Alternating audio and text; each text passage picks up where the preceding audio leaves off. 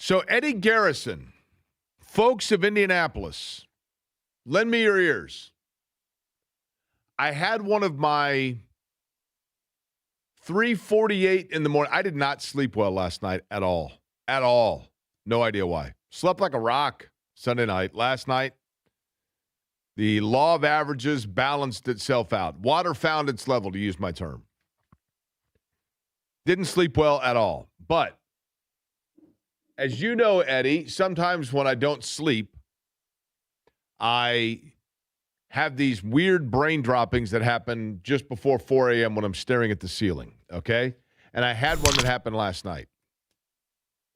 Now, you are aware, as we all are in Indianapolis, of the woman who is essentially, and she passed away, of course, recently, but the woman who is credited with being the matriarch, the visionary, the leader of the Indiana Pacers historically in franchise history. You know who I'm talking about, correct, Eddie? Sure. That would be? I'm going to be completely honest, Jake. I wasn't paying attention. I was just saying sure to go along with the bit. Now you're working today, right? Yeah, I'm working on something with Scott Agnes right now. So okay. Well, my apologies. So the matriarch of the Indiana Pacers. Everybody just pretend that Eddie's not working today. Nancy Leonard is the answer I was looking for. Now, I was going to have Eddie participate and a little audience participation here, but I don't want to distract him from the other things he has to do, so I will do it on my own here.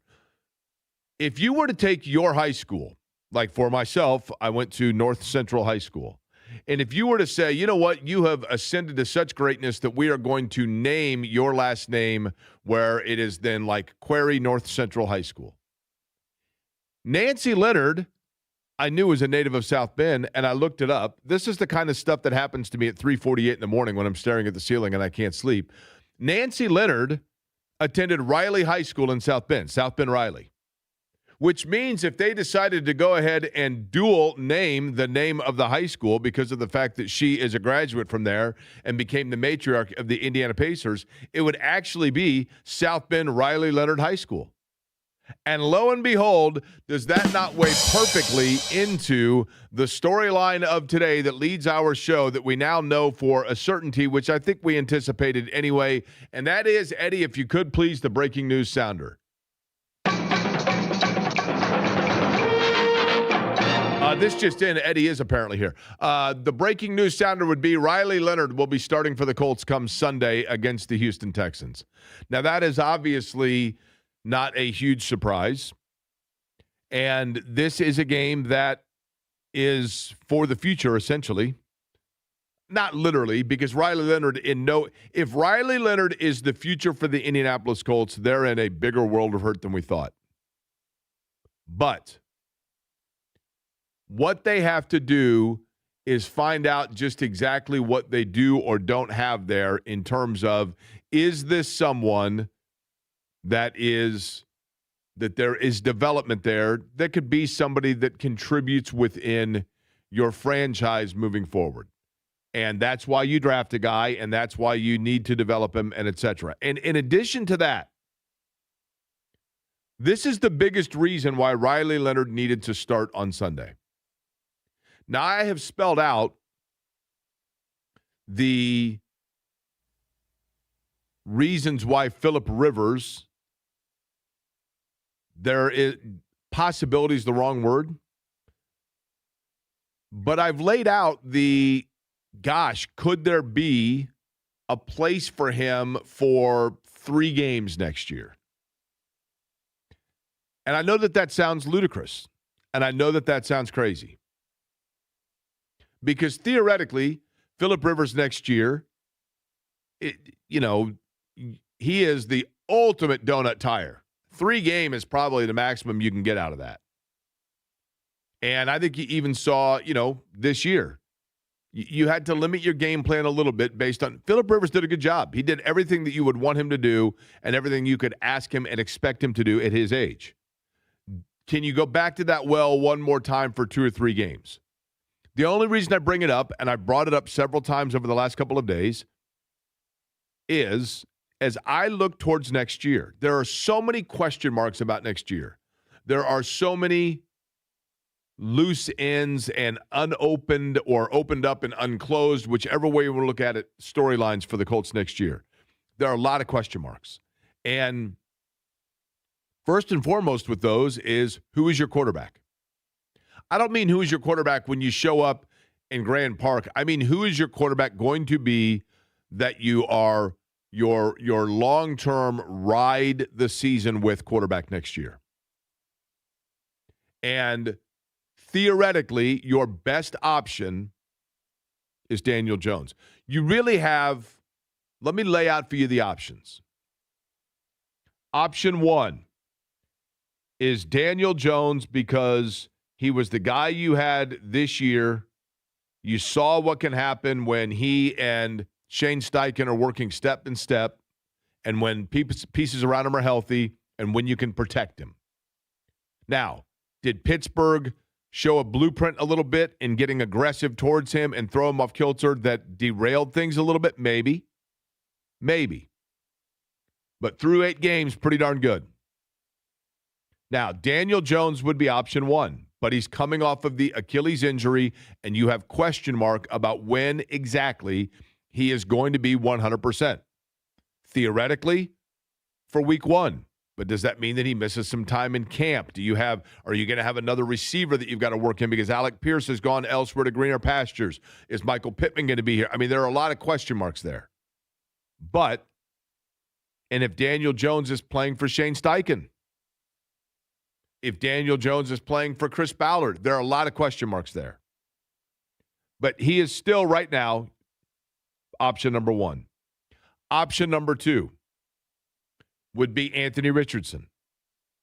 A lot of question marks there. Are you going to trade him? He's going to be in the last year of his rookie deal. If Shane Steichen is the head coach, is Shane Steichen willing to put Anthony Richardson out there? Because all accounts seems that Shane Steichen is not willing to do that. Does not want to. It appears as though Shane Steichen has closed that book. But let's assume Shane Steichen is the coach next year. Assumption, not fact. And Anthony Richardson, Chris Ballard, if he's the general manager. Assumption, not fact. Any of those things, there are a lot of curveballs there. But Anthony Richardson would be another option. Your third option would be Riley Leonard. If you see enough in one game to say, you know what, we can win, because it's different.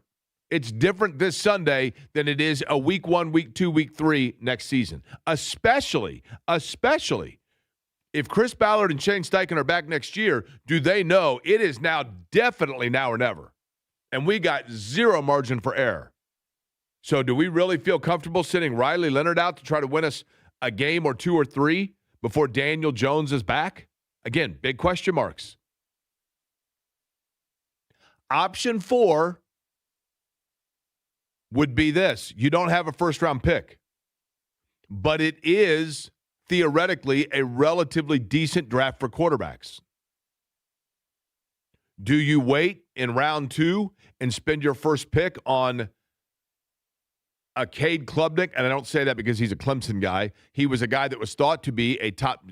Mel Kiper at the beginning of the season said best quarterback in the draft. Now he's fallen a little bit, but he does have size, mobility, arm strength. Do you wait and get a quarterback in round 2 or 3 and push all in right away and say, you're going to start for us for a couple of weeks. We're going to get you up to speed and get you ready. And there you go. And then go to Daniel Jones. That's option number 4. And then option 5 would be the crazy. And that is, do you say to yourself, look, it is now or never win time. If I'm Chris Ballard, I'm Shane Steichen, and I know in Daniel Jones there's a chance he's not ready for me at 100% until, say, week 2, 3, or 4, I've got to win. I can't just tread water. I've got to be swimming forward against the channel here. I don't trust Riley Leonard in that situation. I don't trust a second-round pick in that situation. And I also know it is going to be far uglier to try to then, if Anthony Richardson starts out for me and plays well, and I still believe Daniel Jones is my guy, handing over those keys and doing that, it becomes real messy.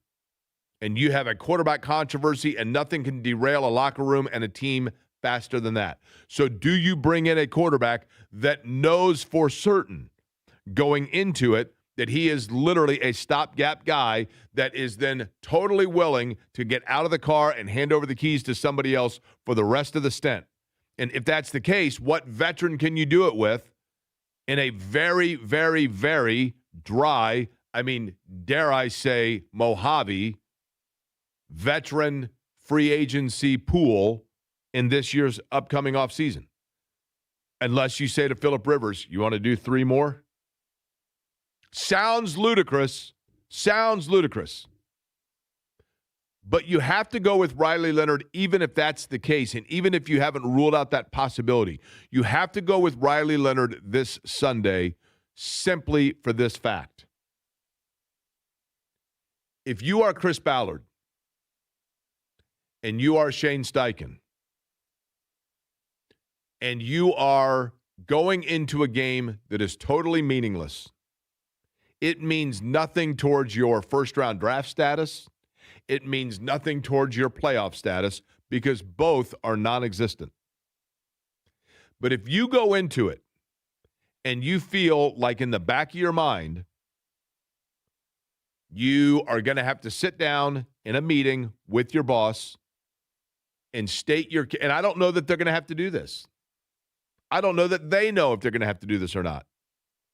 But if Shane Steichen and Chris Ballard are thinking to themselves, there is a chance within the next 2 weeks that we're going to have to go in, sit down, and have uncomfortable conversations about our future. And we are going to be asked, tell me what you bring to the table. I'm not saying that Carly Ursay-Gordon is going to do this. I don't know that. And I would be totally lying to everyone out here, which is a disservice to those of you that give me your time and your trust in listening to this radio show. It would be a total disservice of me to sit here and tell you that I know what's the thought process of the Colts ownership group. And I can confidently and comfortably look in this camera and tell you that I'm being honest in telling you that I don't know that for any certainty, because of the fact that one thing I'm certain about is that there's no one that covers this team that knows any of that for certainty. Because it's a new ownership regime, same family, yes, new buck stops here this year, and it's one in which we have no precedent. So, theoretically, if Chris Ballard and Shane Steichen know that they are within a week of having to sit down and state their case as to why they should be returning as the head coach and the general manager, they have to know. They have to know that if you're Shane Steichen and you are a quarterback whisperer, that's always been the selling point. Shane Steichen is this guy jump starts and revamps quarterback careers. He got Jalen Hurts going. He's the guy that, Justin Herbert, he worked with Justin Herbert. He worked with the Chargers. He worked with Phillip Rivers. Look at what he can do for quarterbacks. Chris Ballard would want the ownership to say, very good eye for talent. Very good eye for an understanding and a good drafter that can bring guys in here. What would it say about either of them if the owner then says, I understand, Shane, that you are a quarterback whisperer, and I understand, Chris, that you are a keen eye for late-round talent that can later benefit this franchise, even if only for a depth piece? Wouldn't she then be well within her right to say, so tell me then why, in a meaningless game that did not impact our first-round pick because you sent both of those away for the next 2 years, and did not impact our playoff seeding because due to injuries, perhaps, we played ourselves out of the playoffs. But even in that situation, when there was nothing to gain or lose for this franchise, You had a quarterback on your roster that I was paying, that you went out and you selected, and that you went out and you were going to develop, and you still didn't trust to put that guy on the field.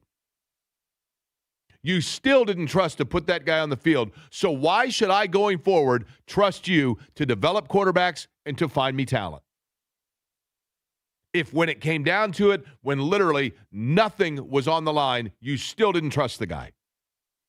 And it's for that reason, even with all of the thank yous that they may owe to Phillip Rivers, even if they think Phillip Rivers gives them a better chance to compete and win the game for guys like Alec Pierce or for Jonathan Taylor or for Tyler Warren or for Michael Pittman Jr. or for Quentin Nelson, even if for all of those guys, those two guys making the decisions and executing who has to be on the field have to know that to an extent, if brought down to it where they have to sit down and state their case, that their reputations a little bit are determined upon, not necessarily how well Riley Leonard plays, but how much they trust in putting him out there.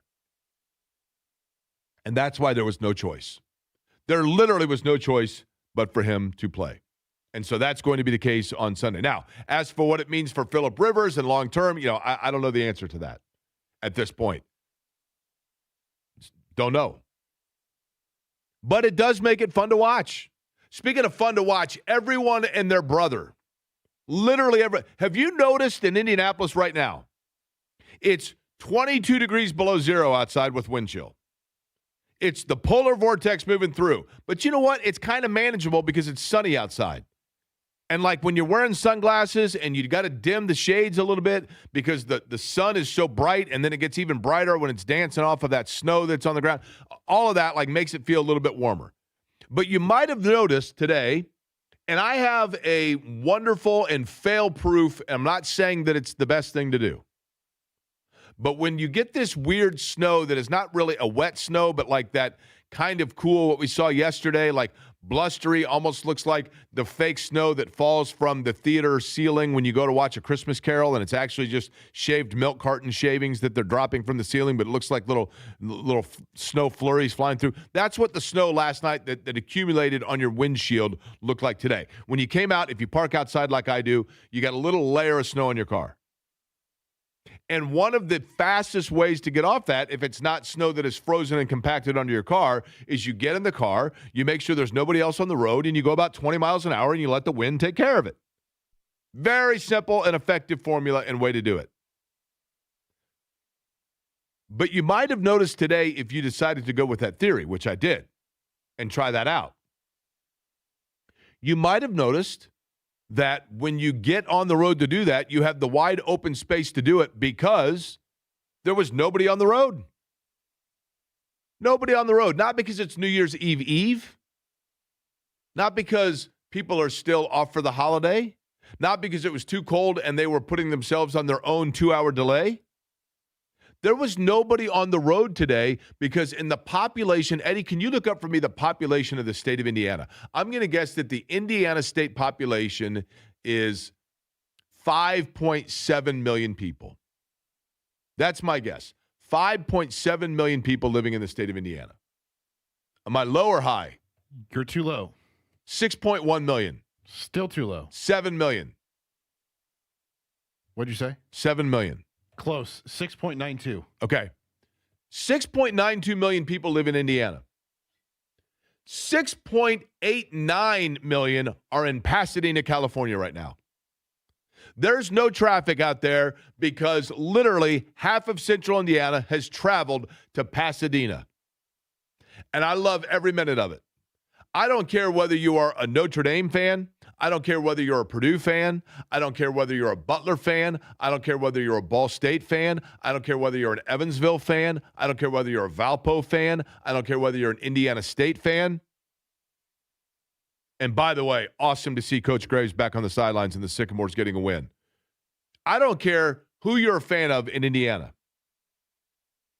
We've talked about this and banged this drum and beaten this storyline, I realize.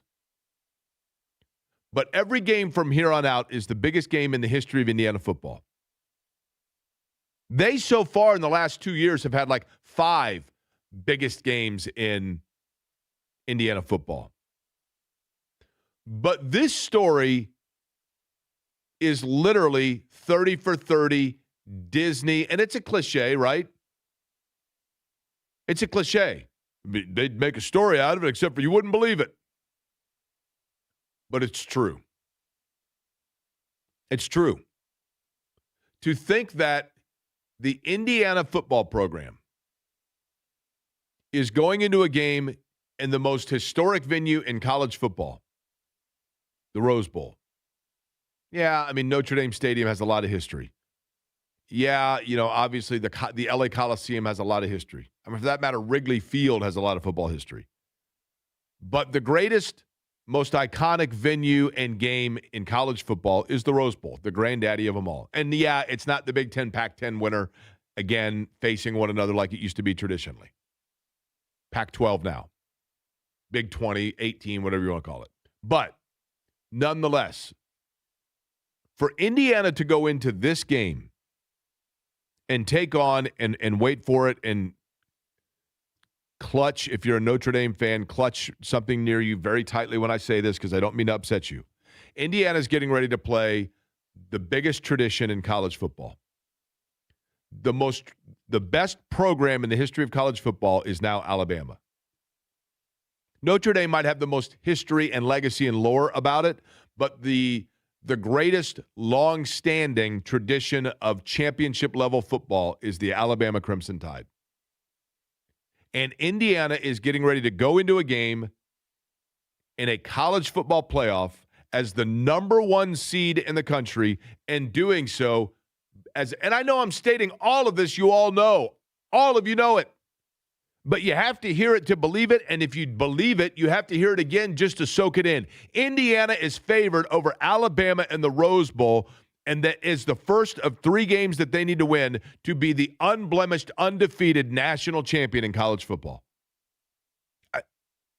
Literally, I could say that to start every hour of the next 2 shows that we're going to do before New Year's Day, and I don't know that even I would still totally grasp and comprehend it. It is the greatest, most remarkable turnaround story in the history of college football. Yes, there have been, and I say this with all due respect, what Marshall did, and it's a totally different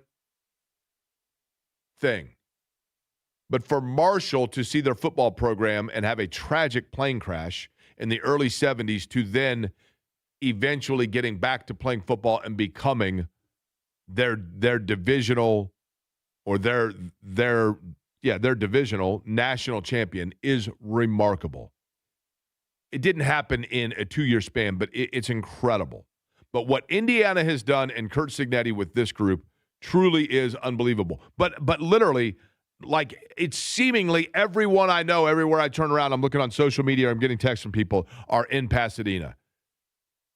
And everything about it's awesome. I hope that people stay dry. 100% chance of rain on January 1st. I think a lot of that is going to be actually in the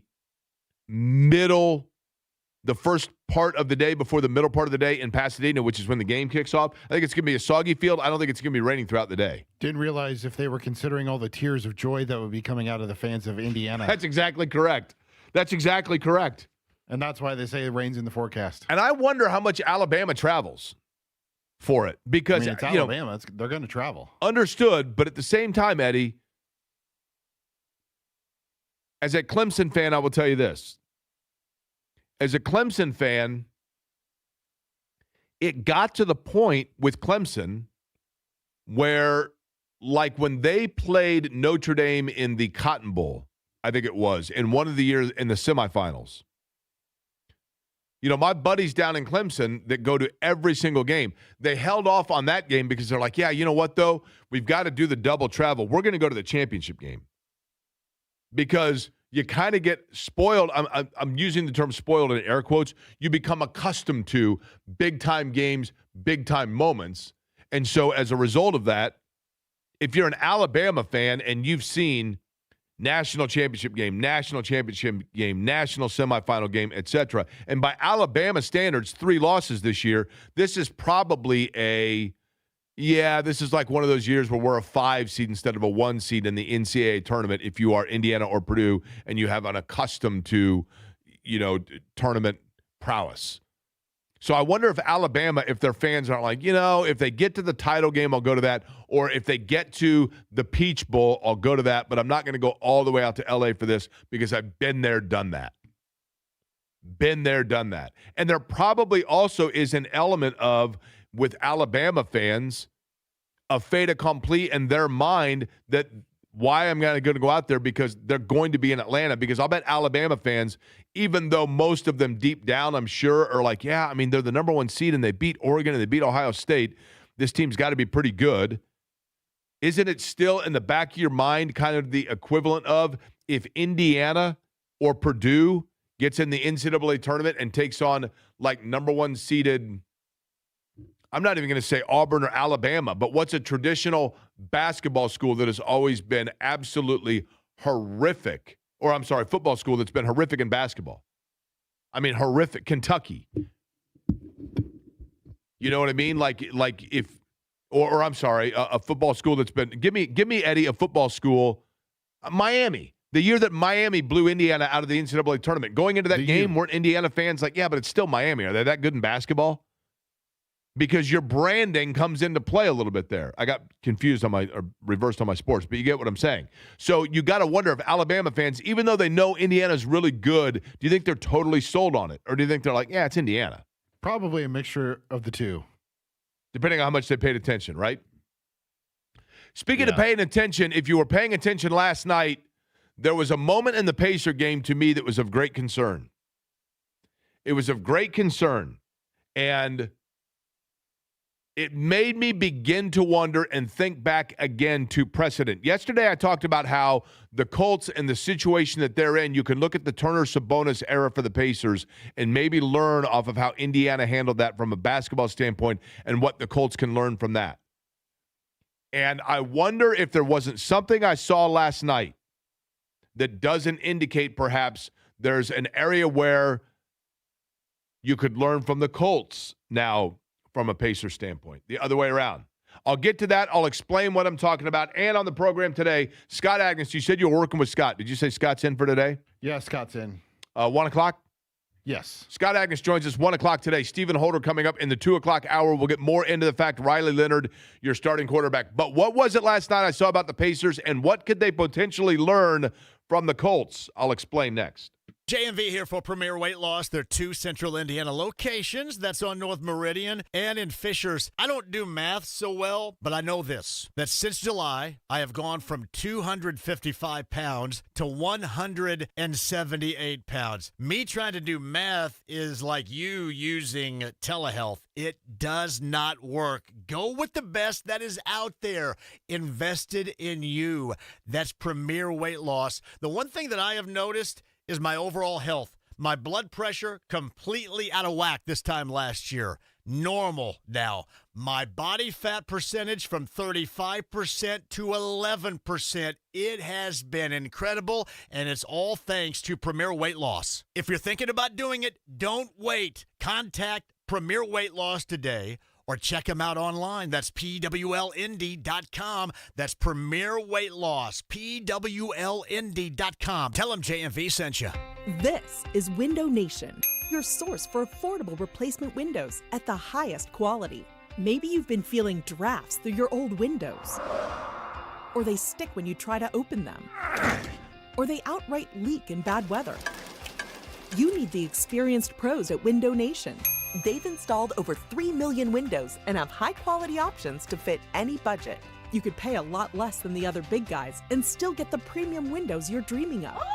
Their custom-made windows are guaranteed to be a perfect fit in your home, and they back it up with the best warranty in the industry. So shut out the drafts, make opening and closing a breeze, and lock out the leaks for good. Get a great deal on replacement windows from Window Nation today. Go to GetWindowNation.com or call 866-90Nation for your free estimate. And for a limited time, get 50% off all window styles, plus pay no interest for 5 years. Go to GetWindowNation.com or call 866-90Nation. Indiana Tech gave these grads more than just a degree. It gave them a future. I earned a master's degree in organizational leadership and the opportunity to serve others. I earned a degree that helped me get promoted at a great company and become the first college graduate in my family. I earned an engineering degree that taught me to succeed in technical roles and in life. I got the chance to work for a professional sports team with a winning experience thanks to flexible online classes. With personalized support to help you succeed, over 100 high-quality career-focused certificates and degrees in in-demand fields like business, healthcare, criminal justice, information technology, cybersecurity, and more. Indiana Tech doesn't just give you a degree, it gives you the opportunity of a lifetime. Learn more about what Indiana Tech can do for your future at online.indianatech.edu. Registration for the next class session ends January 9th. Hi, my name's Robin Fletcher. I've smoked for 46 years. I went to a seminar in March of 27 and seen Mark. My best friend came with me. We both went to it, and neither one of us smoked a cigarette in almost 7.5 months. I took my 3 sisters and my brother-in-law and my sister's best friend and them went. None of them have smoked a cigarette, and I want to thank you from the bottom of my heart. Thank you. My name is Jen Carpenter. I went to a Mark Patrick seminar, the Stop Smoking, and it worked. A friend of mine also went, and he still no longer smokes, and it was just amazing. Lose weight or stop smoking with hypnosis, guaranteed. Only $59.99. Don't just cut down, but stop smoking once and for all, or your money back. Stop the cravings and stop smoking for good. Stop Smoking Hypnosis begins at 8 p.m. on Thursday, January 29th at the Holiday Inn Express and Suites in Noblesville, or at 2 p.m. on Saturday, January 31st at the Holiday Inn Indianapolis Airport. Registration 30 minutes before. Sign up today at markpatrickseminars.com. That's markpatrickseminars.com. Food insecurity is an urgent problem, one that impacts real Hoosiers. You can help today. Gleaners needs donations. Your contribution goes further with Gleaners. For every $10 you give, Gleaners leverages their resources to turn your $10 into $90 worth of groceries for families who desperately need help right now. Your gift benefits local community members, and every dollar counts. Gleaners also needs volunteers now to help with warehouse distribution. Go to gleaners.org and donate or get involved today. With over 100 online casino-style games, Chumba Casino is your destination for nonstop entertainment. No purchase necessary. VGW Group. Void where prohibited by law. See terms and conditions. 21 plus.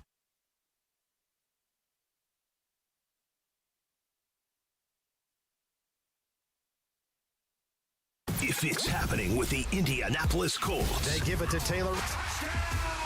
then it's happening on the Fan. Jacksonville has the lead for the first time. The first touchdown of the season for Mo Alley Cox, and he made it with one hand. Colts back on top into the end zone, and it is intercepted by Jacksonville. Antonio Johnson ends the game, and the Colts losing skid now 6 games. Sports Radio 93.5 and 107.5, The Fan. The official home of the Indy Sports Fan.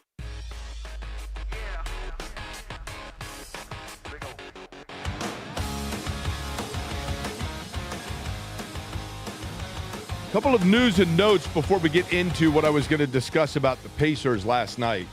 First off, I guess from a national standpoint, Northwestern has hired Chip Kelly as their offensive coordinator. That is significant only because there was some discussion, speculation, probably more so, that perhaps Ohio State would go back to that well and have Kelly come back for their playoff run to call some plays for them. But he is on his way to Northwestern as the offensive coordinator. And the Joker, did you see this last night in Denver?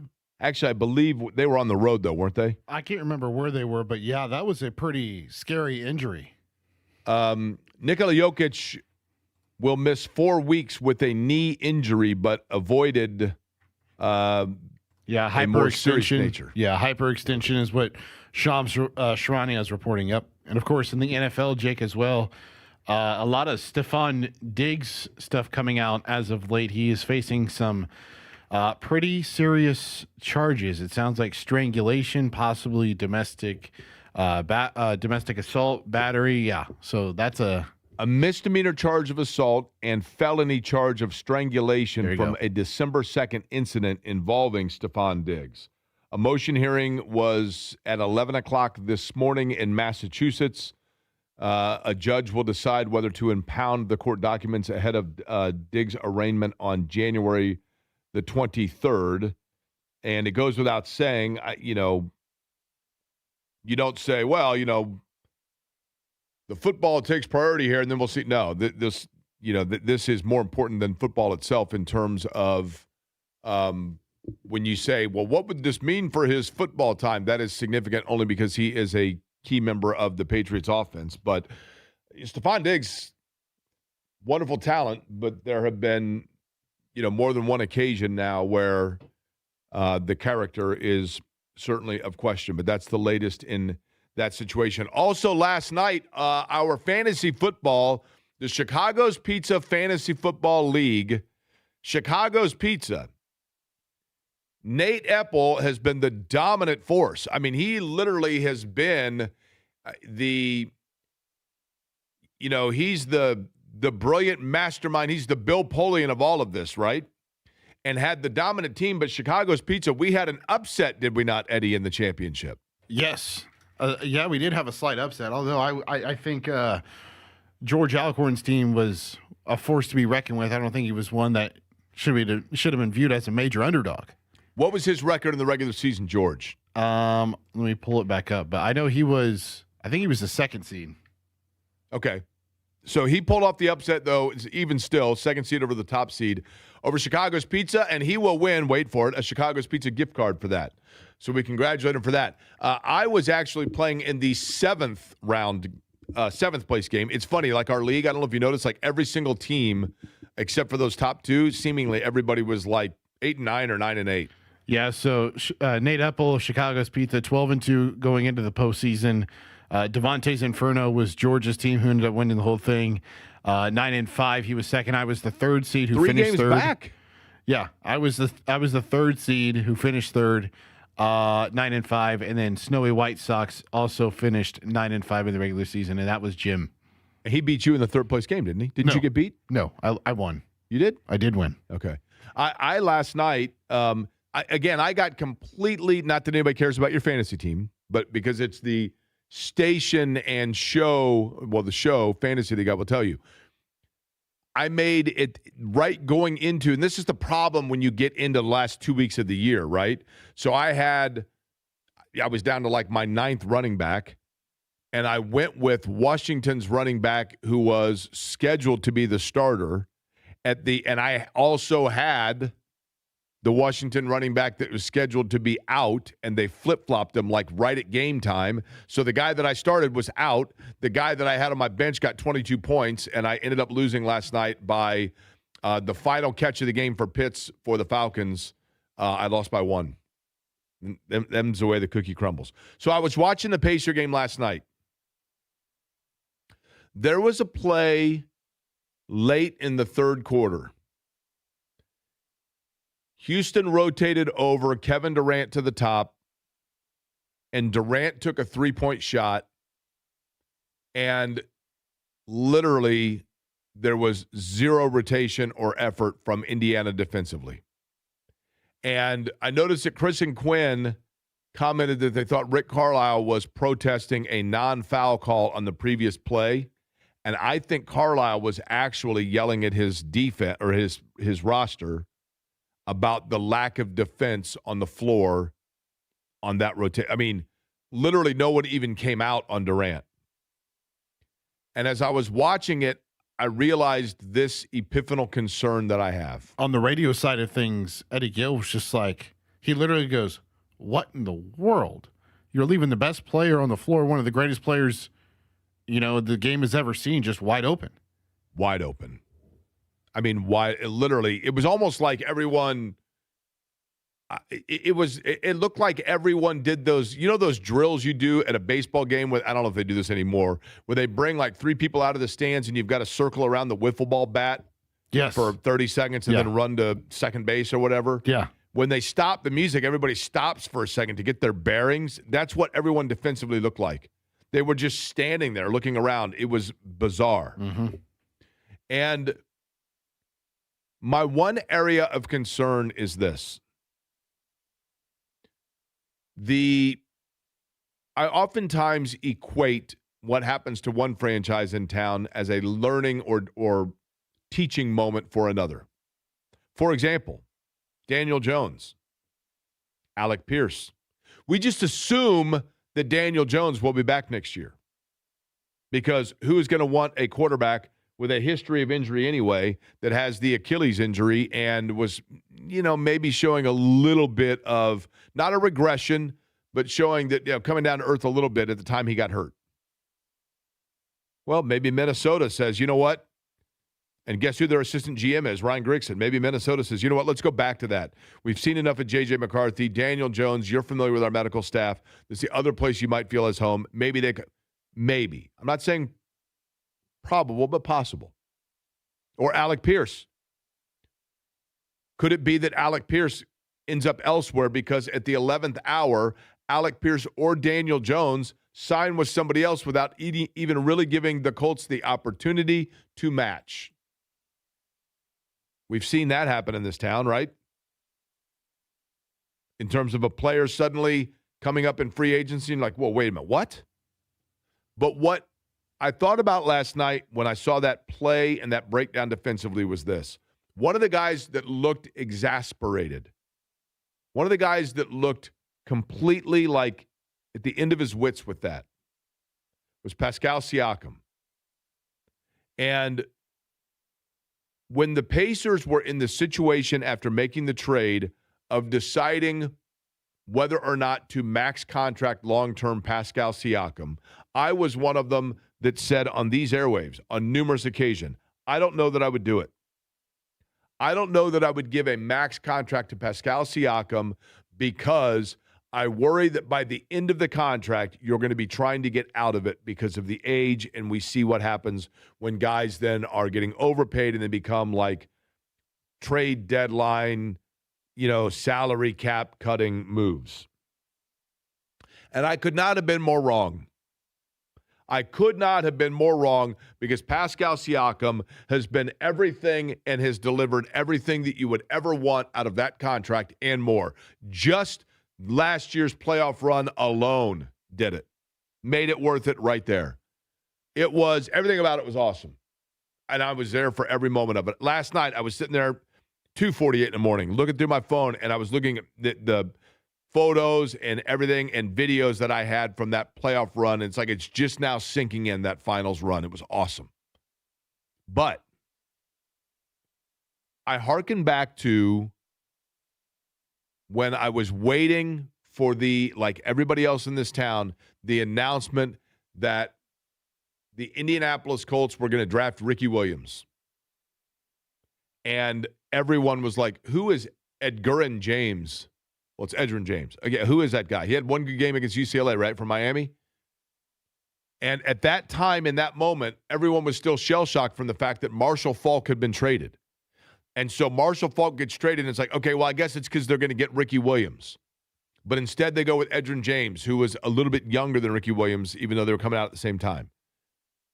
And that was all because Bill Polian, in his brilliance, went with making sure that Peyton Manning had his running back, had his key receiver, had his tight end, had all of his players. You go away from Ken Dilger and you draft Dallas Clark and you have Marvin Harrison, but you go ahead and you also draft Reggie Wayne. And you're making sure that all of these timelines are at the same time and every player is peaking simultaneously in their career. And when the Pacers had that option of what to do with Pascal Siakam, the age variation with Pascal Siakam and the timeline not being aligned with the rest of that core group of Pacer players was offset by the fact that Siakam was a young version of what he was because he had not played extended long minutes in Toronto. If you remember, it was like, no, you got to understand. He doesn't have, in Toronto, he was not playing the number of minutes on the floor night in and night out, especially earlier in his tenure. So even though he is a little bit older than Halliburton and older than Toppin and older than Nesmith and older than Nembhard, he is a younger variation of what he is because he has not been playing year-round basketball through the ringer every minute a la a Durant or a LeBron or whatever. And that was true, and last year it was awesome. But what I worry about now is as you're going through this year, the guy that seemingly is logging every minute is Pascal Siakam, and he's doing it playing from behind and putting his effort every single night out there to not get results, and how much does that begin to physically and psychologically catch him up to organically what his age is, and does that offset now and shrink the window of time that you have him in peak to go along with the recovering Halliburton, a recovering Toppin, and a back inflow Neesmith and Nimhard? That's my one thing of concern. Scott Agnes can talk about that and more with us, and what exactly this means in terms of the depths now that the Pacers have had to go through, and is there light at the end of the tunnel for them? We'll get into that conversation in about 15. If it's happening with the Indianapolis Colts, They give it to Taylor. then it's happening on the Fan. Jacksonville has the lead for the first time. The first touchdown of the season for Mo Alley Cox, and he made it with one hand. Colts back on top into the end zone, and it is intercepted by Jacksonville. Antonio Johnson ends the game, and the Colts losing skid now 6 games. Sports Radio 93.5 and 107.5, The Fan. The official home of the Indy Sports Fan. It's just alcohol. Everybody drinks. You may have already heard this statement from your team. I'm Tammy Silverman with Indiana Youth Institute. Alcohol is a substance most commonly abused by teens. Survey data shows that 2 in 10 Indiana high school students reported drinking in the past month, and more than half of Hoosier teens say it would be easy to get alcohol. How do you talk with your teen about alcohol use, especially if they see peers or adults drinking? First, understand that your child may point out contradictions in our society's views on alcohol. It's okay to acknowledge those facts. Talk with your teen about the many risks of alcohol use. During your conversation, you can both validate their views and uphold your family values. You are the first line of defense against alcohol abuse, so don't be afraid to talk to your teen. What you say has a big influence on their decision to drink or not. This Kids Count Minute is a message from Indiana Youth Institute. For more parent tips, visit IYI.org. Kids count on you. The Butler basketball season is rolling along. Don't miss your chance to get in on the action. Your next chance to get to Hinkle Fieldhouse to cheer on your Butler Bulldogs is Saturday, January 3rd at noon when the Dogs take on the Villanova Wildcats. Come see the sunlight shine through the windows at iconic Hinkle Fieldhouse. With most students home for break, there are some great unique seating options available, so buy your tickets now at butlersports.com/buy tickets. Be a part of Hinkle Magic and make Hinkle your second home this season. I'm working 2 jobs, and my husband works too. My kids go to school with your kids. I'm 1 out of every 6 Americans, and my family is struggling with hunger. I believe in this country, but it's hard to believe so many Americans have to choose between paying bills and feeding families. Visit feedingamerica.org and find your local food bank. Every dollar you donate helps provide 7 meals for those struggling with hunger. Together, we're Feeding America. Brought to you by Feeding America and the Ad Council. Are you hungry, Indy? Cluster Truck, Indiana's go-to pickup and delivery kitchen, crushes all cravings. Pizza, tacos, salads. If you're craving it, it's probably on the menu. Order now at clustertruck.com and use code BIGFAN, all one word, for $5 off, $25 or more. Heat and cool your man cave, attic, garage, or bonus room without adding ductwork with Mitsubishi Electric ductless mini splits. To find out more, just go to absolutecomfort.org. The Ohio State Buckeyes take on the Miami Hurricanes in the Cotton Bowl tomorrow night at 7 on 93.5 and 107.5 The Fan.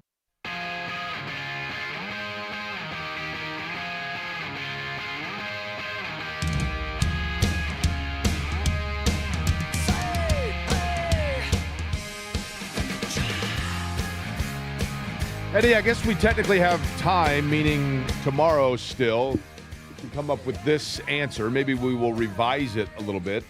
You'll have to do it without me. I won't be here tomorrow. Okay. Who will be in for you tomorrow? That's a good question. Are you doing the Pacer game tomorrow? I am doing the Pacer game tomorrow. You couldn't come in a couple hours early?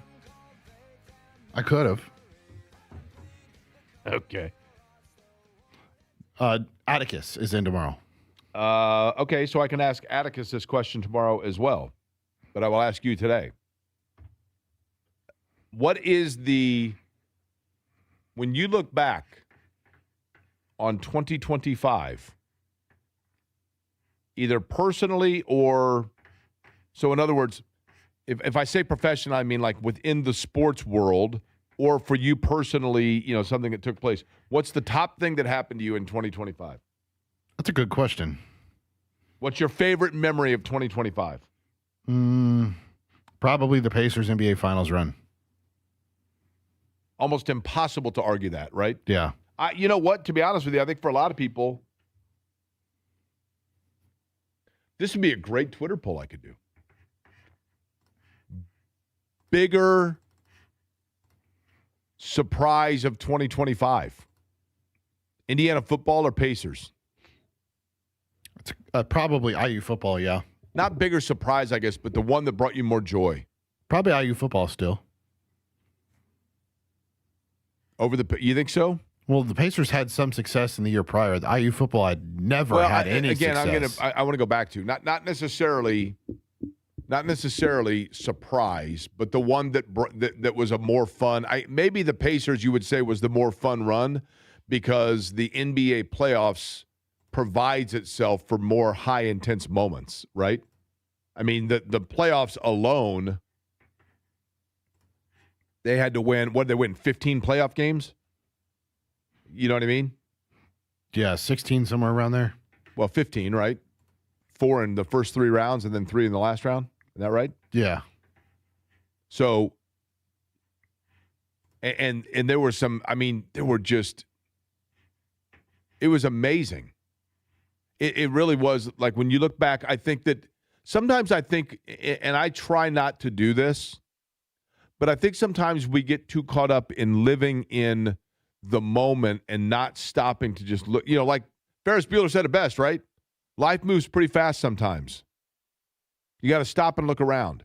And I think that finals run, it's only now that you look back and you're like, that really did happen. And that's probably, I've always been a slow learner. So 6 months from now, I'll totally be embraced by everything that's taking place with IU. But I do think, and this is probably a polarizing take,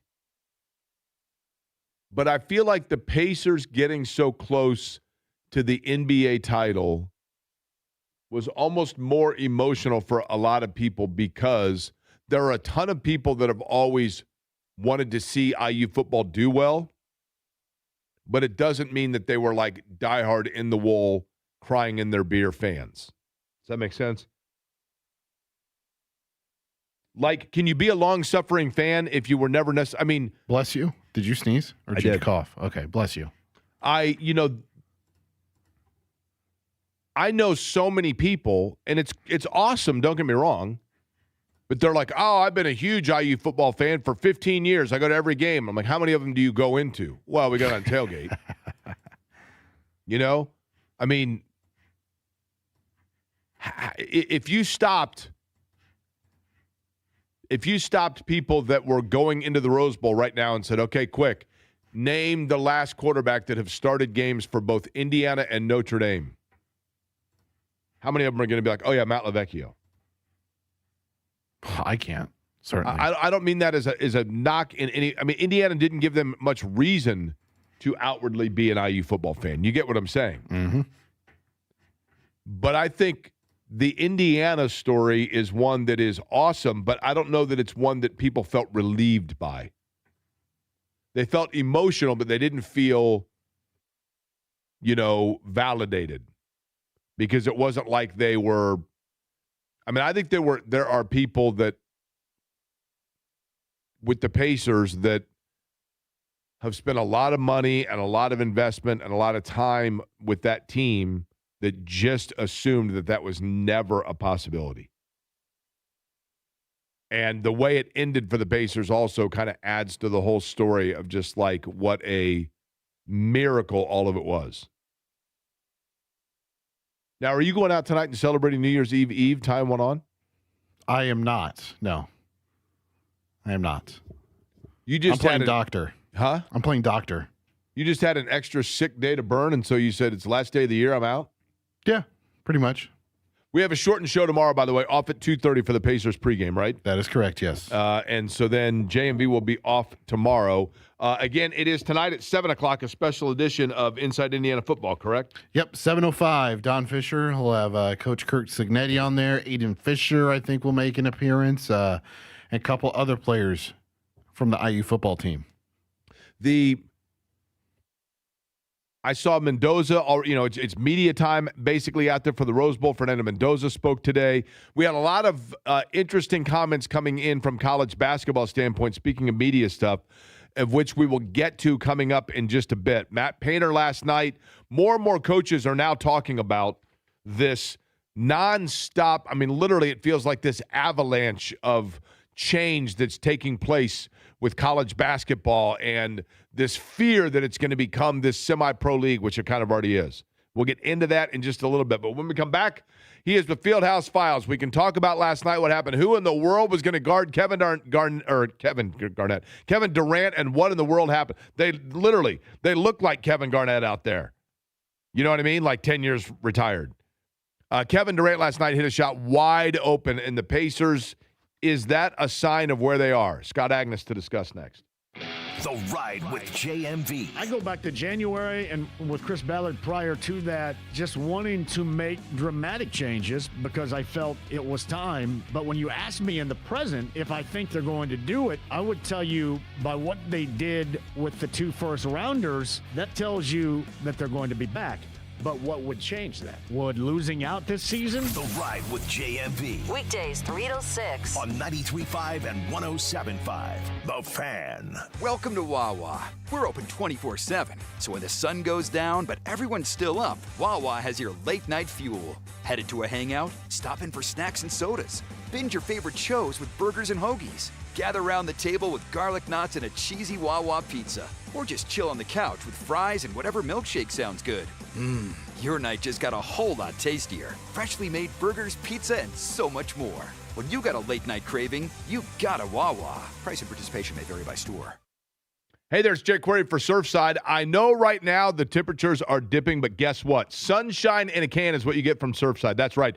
Look for the can with the sunset stripes, and you're going to enjoy iced tea with a splash of vodka, or lemonade with a splash of vodka, or iced tea and lemonade in the same can with a splash of vodka, and just 100 calories and no carbonation, low sugar. It is oh so smooth and oh so easy to enjoy. Look for Surfside wherever you find your favorite adult beverages. Please be 21 and please enjoy responsibly.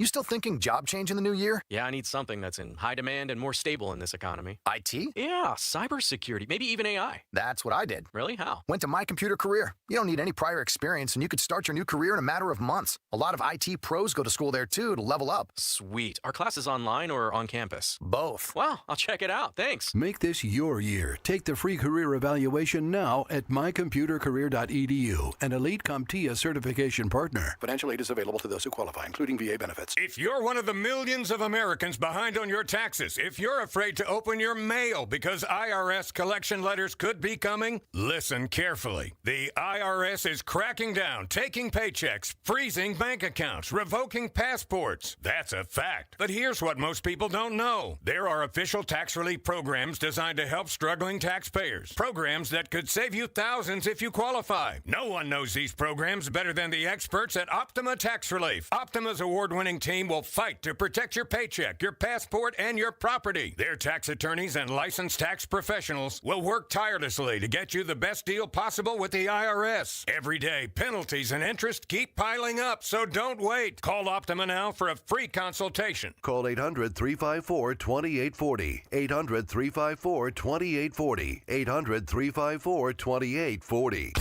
Optima Tax Relief.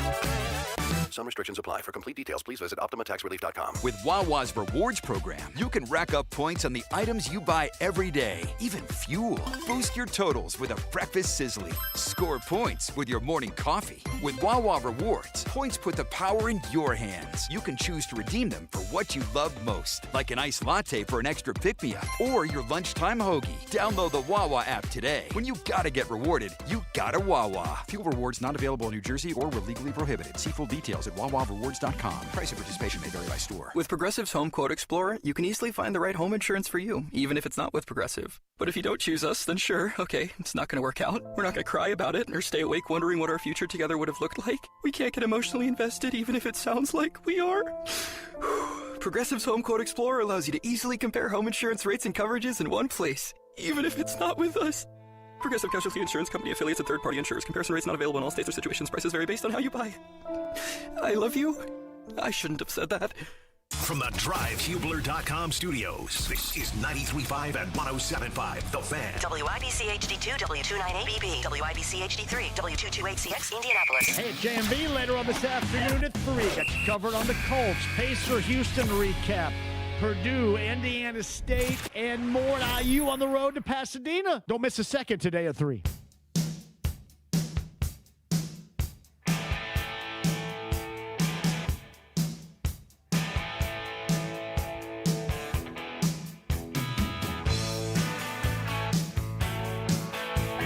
Query and Company on 93.5 and 107.5 The Fan.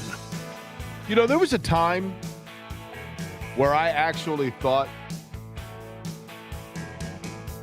that this might have been John Cougar Mellencamp, whichever way we want to look at it. There was a time where I thought this might have been his signature song. And obviously, that is not even remotely in the conversation now, because his signature song for John Mellencamp undoubtedly is what, Eddie? Jack and Diane? Yeah, it's got to be, right? Or Small Town? Small Town's up there just because of the mantra of it, right? But that was kind of his first breakthrough hit. Hurt So Good right there with Jack and Diane off of American Fool. Great album. I would also like to let you know, Eddie, that randomly yesterday, I was researching something, saw a stat, and literally, blew my mind. I have what I believe to be the greatest trivia question regarding the NFL of all time. And it is so good that yesterday I asked Scotty Johnston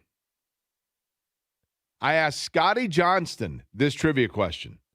For those that don't know, Scotty Johnston he's the copier guy of this place, the brains and the muscle and everything behind the operation that is the Fan and WIBC. And Scotty, not only did Scotty not come up with the answer, he went through all of the possible correct answers, and it was the last one, and he still didn't know it. It's the greatest NFL trivia question of all time. And I'm going to save it for some time when we have something to give away on this program. But I have a great Pacer trivia question as well, which I will allow you, Eddie Garrison, to go up against Scott Agnes of Fieldhouse Files to see which of the two of you has the prowess to answer it correctly. Oh, boy. Scott from Fieldhouse Files joins us now on the Java House Peel and Port guest line. JavaHouse.com is the website. Jake25, the code for 25% off, and you can get the bundle of Peel and Pour pods. It is so simple.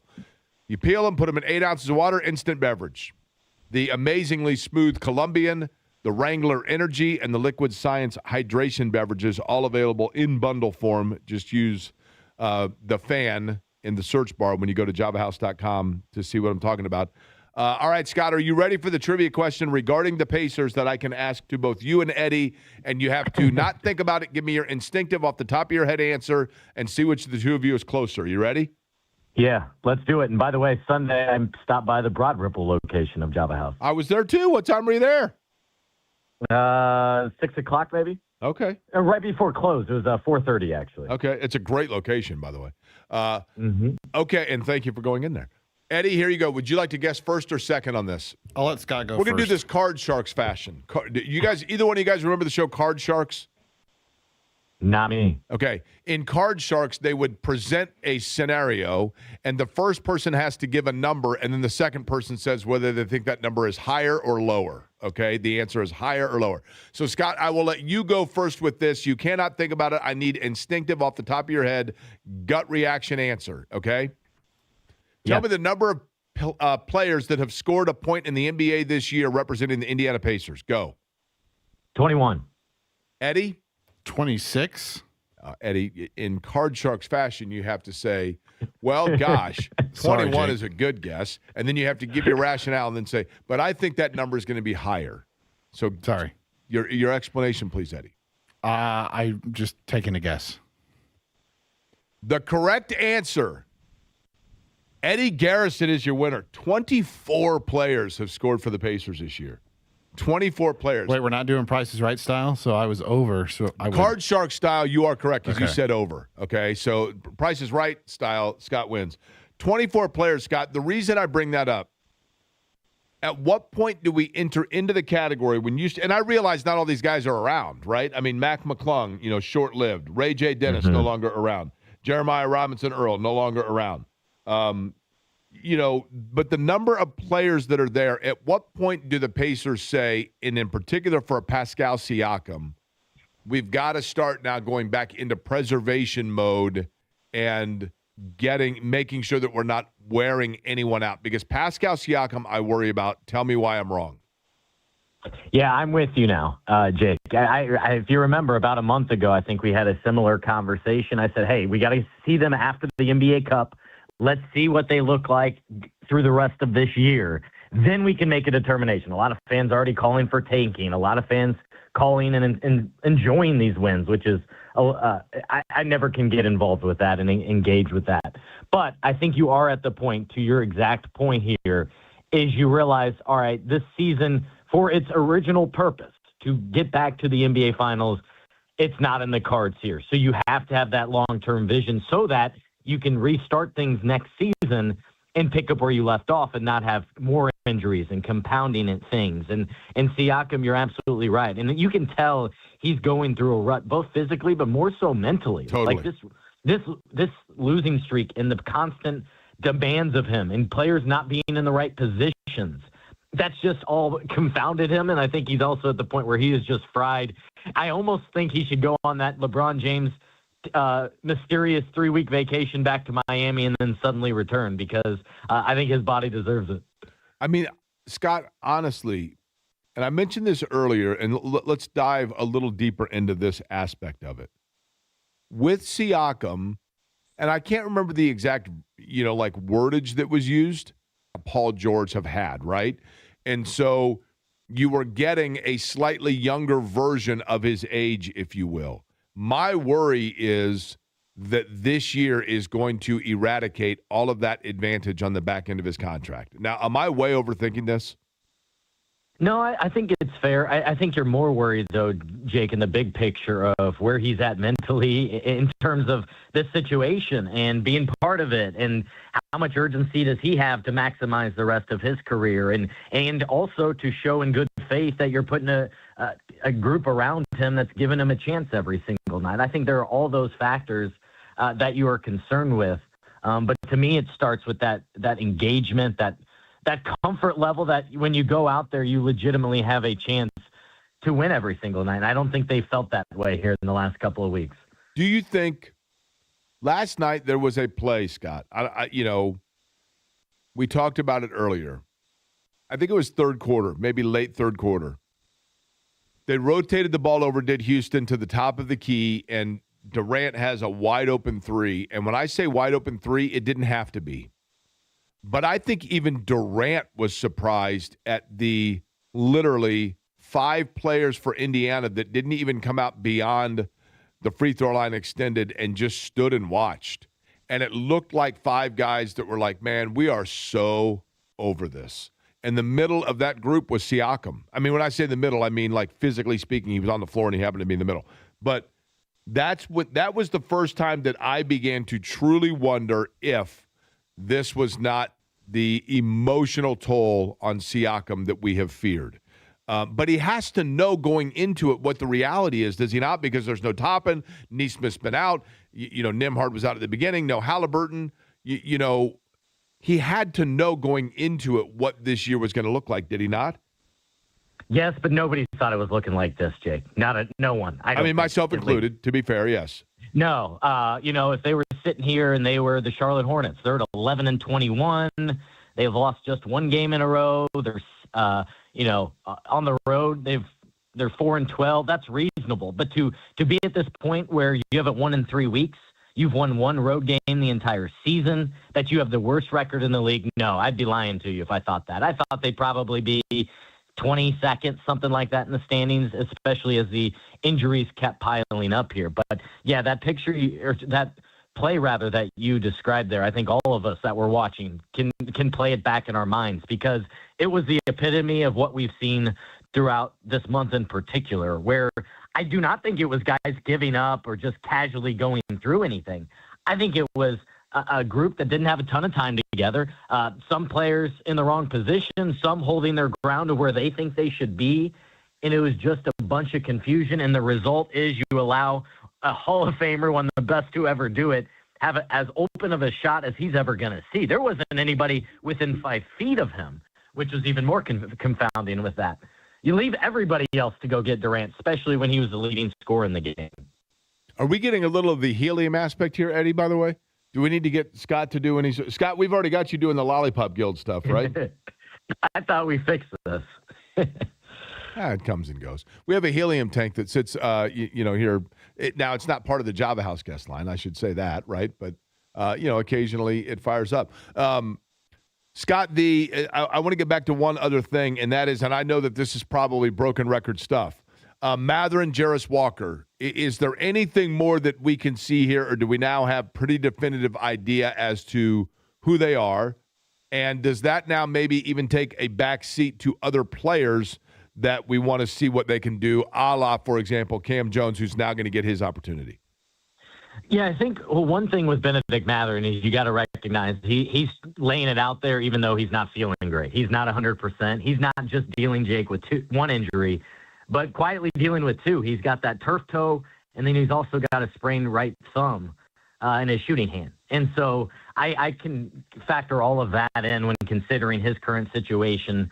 And I think he's done a nice job here. And as a whole, in different games, you want more consistent scoring. You want him to have that engagement. Yes, the points are not as quite as high as maybe you would have hoped. He's more like 13, 14 the last several weeks, and not the 20 in a row, 20 points per game like he started the season.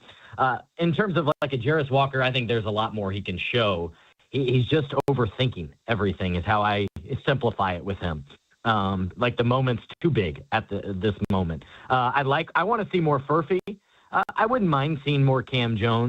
But more than anything, I think it's important to make sure all these guys are healthy and not have them, forcing anything out there or whatever, trying to have the big picture in mind here. It's good to see Aaron Nesmith back. You're on the verge of seeing Ben Shepherd, I think, return. It was notable that he was upgraded to questionable and then downgraded to out. So that suggests that he went through shoot around, wasn't quite feeling good enough to return, but he's on the doorstep, and that's encouraging. Scott, to kind of go back to the trivia question to start the conversation, as Jake noted, 24 different players have scored for the Pacers this year. I think they have had 26 total players on the roster at various points throughout the season. What kind of message does that send to the locker room when you are a team that just went to the NBA Finals? You felt like going into the season, you could still squeak into the playoffs, and now it seems like the front office or the coaching staff is kind of just bringing in a fresh body every other week to kind of fill out that last roster spot. To me, it shows, hey, this front office is still trying. They haven't given up and pulled the plug on this season at all, because they're not bringing in players just because the other guys haven't worked or whatever. They've had these different injuries that have piled up, and they're trying to find the right combinations. At one point, they were down forwards. Then they needed guards and ball handlers. Most recently, it's been centers. And so, sure, they could have kept running back James Wiseman, but he was not productive. He was not doing the things they wanted out on the court. He did not have that basketball IQ that would lead to the plays like we've often seen here recently, like Kevin Durant getting the open shot. So if I'm a player, I'm seeing the commitment thus far from the Pacers that they're not giving up on the season. They're trying to find guys out there. The reality is there's a reason those players are available in the first place 2 months here into the season. And so, the challenge with it going into this year is we knew that Tyrese wouldn't play. But that's not an excuse for not getting back to the playoffs. But then it just felt like all these injuries spilled over, that at some point there was about 9 or 10 different guys on the injury report, 4 different emergency hardship contracts. That's where we had to reset expectations. But no, we did not expect this 6-win type season here closing out 2025. Scott Agus is our guest, Java House Peel and Pork guest line. Before we let you go, Scott, Fieldhouse Files, where you can read his work, by the way. One guy that I'm curious about because I believe I'm correct in this. I believe. If it's not the first, it was very close to the first. In terms of the Pacers' home game, the first, at least within the first group of substitutes at that time, was Talon Peter, their rookie draft pick. We have not seen a lot of him since. What was I guess, what has been the reasoning for that? Is that strictly a numbers game, or was there something they did or did not see early on? And obviously, I know that he's a two-way player. Yeah, it's strictly a numbers game is how I view that, Jake. I mean, back then you had no T.J. McConnell, no Quentin Jackson. Obviously, Halliburton was out. Neesmith was out.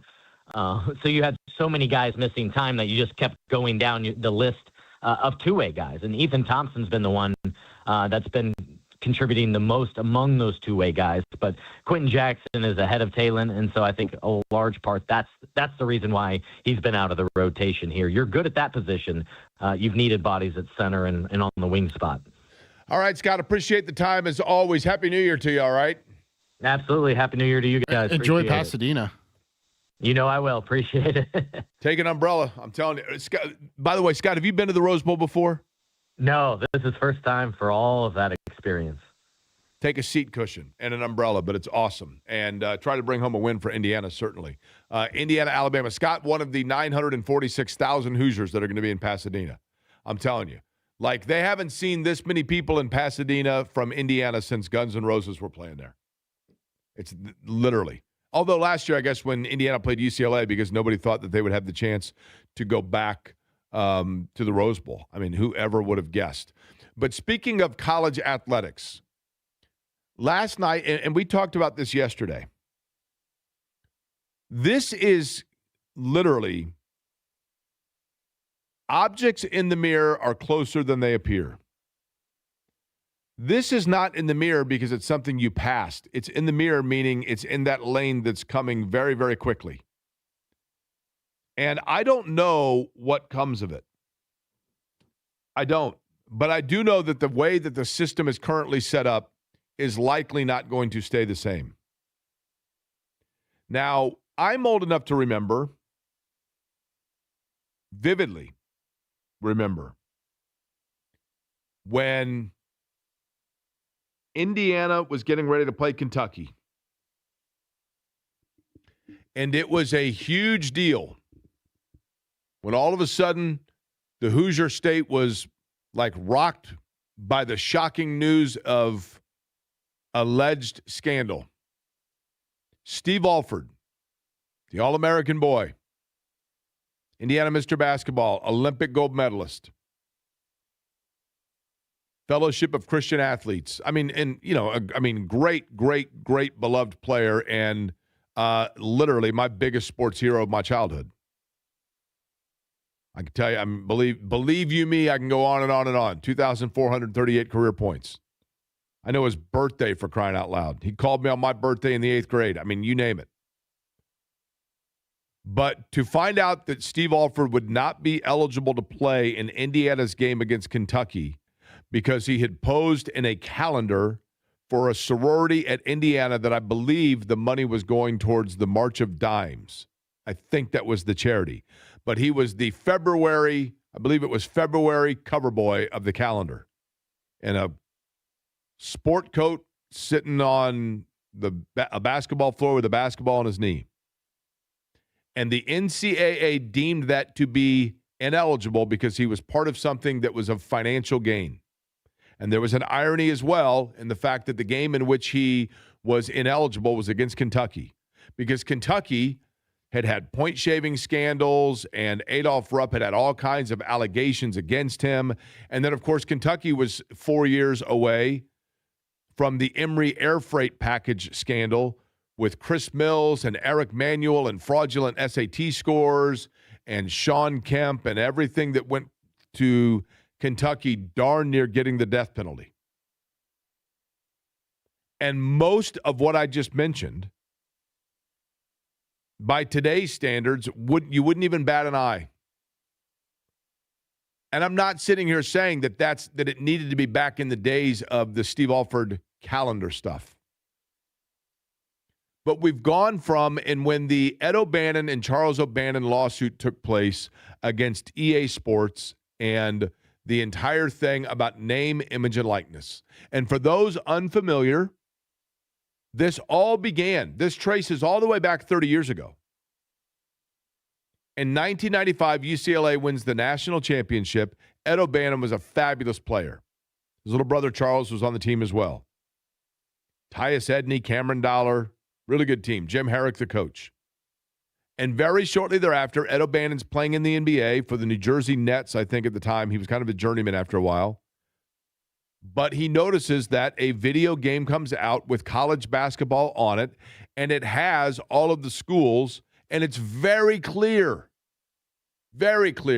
who they've patterned the play, the look, the skin tone, all of it for each player on the roster. And Ed O'Bannon is saying, that's me. Everyone playing this game knows they're playing with Ed O'Bannon on the low block, and I'm getting nothing out of this multi-billion-dollar game and company. So he filed a lawsuit claiming that he and his brother Charles should be paid for their name, their image, and their likeness. And it went back and forth in courts forever. And eventually, within the last handful of years, the, I believe, Supreme Court ruled in favor of student athletes that they can be compensated for their name, their image, and their likeness. And initially, everybody said, yeah, this is the way it should be. It is the way it should be. A guy that's playing basketball for Indiana or Arkansas or Kent State or Arizona State or UTEP, they should be able to do an ad for the local sandwich shop and get themselves a little spending money to take their girlfriend to the movies on the weekends. Absolutely, they should be able to do that. If they want to put somebody's name, image, and likeness on, if you want to get the local radio station in where State University is and have their star point guard come on and say his 10 favorite songs every Tuesday night and slide him $200 for his name, yeah, absolutely. But the university saw it differently. And they said, well, this is going to be the Wild Wild West, and there appears to be no limitation to this. This is literally like when you get to Montana and it says speed limit, reasonable and prudent. Well, that's one guy's reasonable and prudent is another guy's Audubon. So there was no real cap on what this meant. And the universities immediately, and Indiana was one of the first and smartest to do this. And I've mentioned this before. Indiana had booster groups or podcast guys that were running like fantasy camps where you could go down and play on the assembly hall floor and pay a certain amount of money, and that money was going to go towards the quote-unquote like collective to help with name, image, likeness. And everybody knew what that meant. It meant that it was going into a piggy bank where when a big-time recruit wanted to play at Indiana, but he was also being recruited by 3 other schools, Indiana could say, hey, if you come here, we can't directly pay you, but we can facilitate it where your name, image, and likeness is being compensated by something you're doing, and we have this other group of people here that are going to be able to get you that money. And Indiana did that, but at the same time, Indiana was already waiting for the day when it was going to be cleared that the schools themselves could create what was called a collective where they could do it, and Indiana had that. And that's why Indiana then kind of no longer had need for, like, podcast guys that were running fantasy camps, because Indiana's like, we're good. We have our own internal collective that is putting together this funding. So that was like phase 2 of this restoration rebuild project of college basketball as we know it today. And then you got into phase 3. Those top 2 things you kind of could keep a corral on. But when you get into phase 3, then it becomes much more murky. And that becomes, if you are in fact giving players compensation for their name, image, and likeness, then what stops you from going out and getting players who have already been compensated elsewhere? And it started with one player that was signed by Baylor who was drafted into the NBA but has yet to play a game. And then the report that there is a player in the G League currently that is being talked to after having scored in an NBA game on a two-way deal. And another G League player that has gone back into college. And now every coach is talking about it because they all fear the same thing. And I'm going to let you hear from what one of the most trusted and scrupulous in college basketball had to say about it, and we'll do it next. Without an Advent clinic nearby, people suffering needlessly from chronic nasal congestion and sinus infections would be stuck with either Band-Aid or sledgehammer solutions. Band-Aids are pills or nasal sprays, and they're not true solutions. Surgery is a sledgehammer, and that's what we're trying to avoid. Because most people don't need surgery for nose and sinus issues, nor do they want a 14-day recovery. Our unique Advent approach can, in 20 minutes in our office, open your blocked nose for good, with only 1-day recovery. I'm Advent founder Dr. Kandula. Outside of Advent's four walls, invasive surgery is what they'll recommend. But here, you will find effective and convenient in-office solutions to help you stop the need for Band-Aids and avoid the sledgehammer. Go to adventknows.com to schedule your appointment because Advent knows when you breathe well, you live better.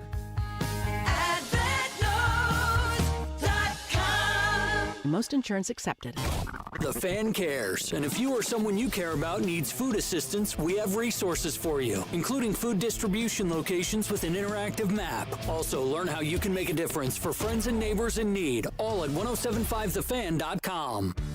1075 The Fan and Franciscan Health present Good for the Heart Fridays. Listen to Jake Query every Friday to hear a heartwarming story from our local community. Jake knows firsthand the importance of heart health. Jake and the Fan have teamed up with Franciscan Health to make a difference, one beat at a time. Good for the Heart Fridays, brought to you by Franciscan Health Heart Center. Learn proactive measures to keep your heart healthy and schedule your heart scan at franciscanhealth.org/screening bundles. If you're one of the millions of Americans behind on your taxes, if you're afraid to open your mail because IRS collection letters could be coming, listen carefully. The IRS is cracking down, taking paychecks, freezing bank accounts, revoking passports. That's a fact. But here's what most people don't know. There are official tax relief programs designed to help struggling taxpayers. Programs that could save you thousands if you qualify. No one knows these programs better than the experts at Optima Tax Relief. Optima's award-winning team will fight to protect your paycheck, your passport, and your property. Their tax attorneys and licensed tax professionals will work tirelessly to get you the best deal possible with the IRS. Every day, penalties and interest keep piling up, so don't wait. Call Optima now for a free consultation. Call 800-354-2840. 800-354-2840. 800-354-2840. Optima Tax Relief.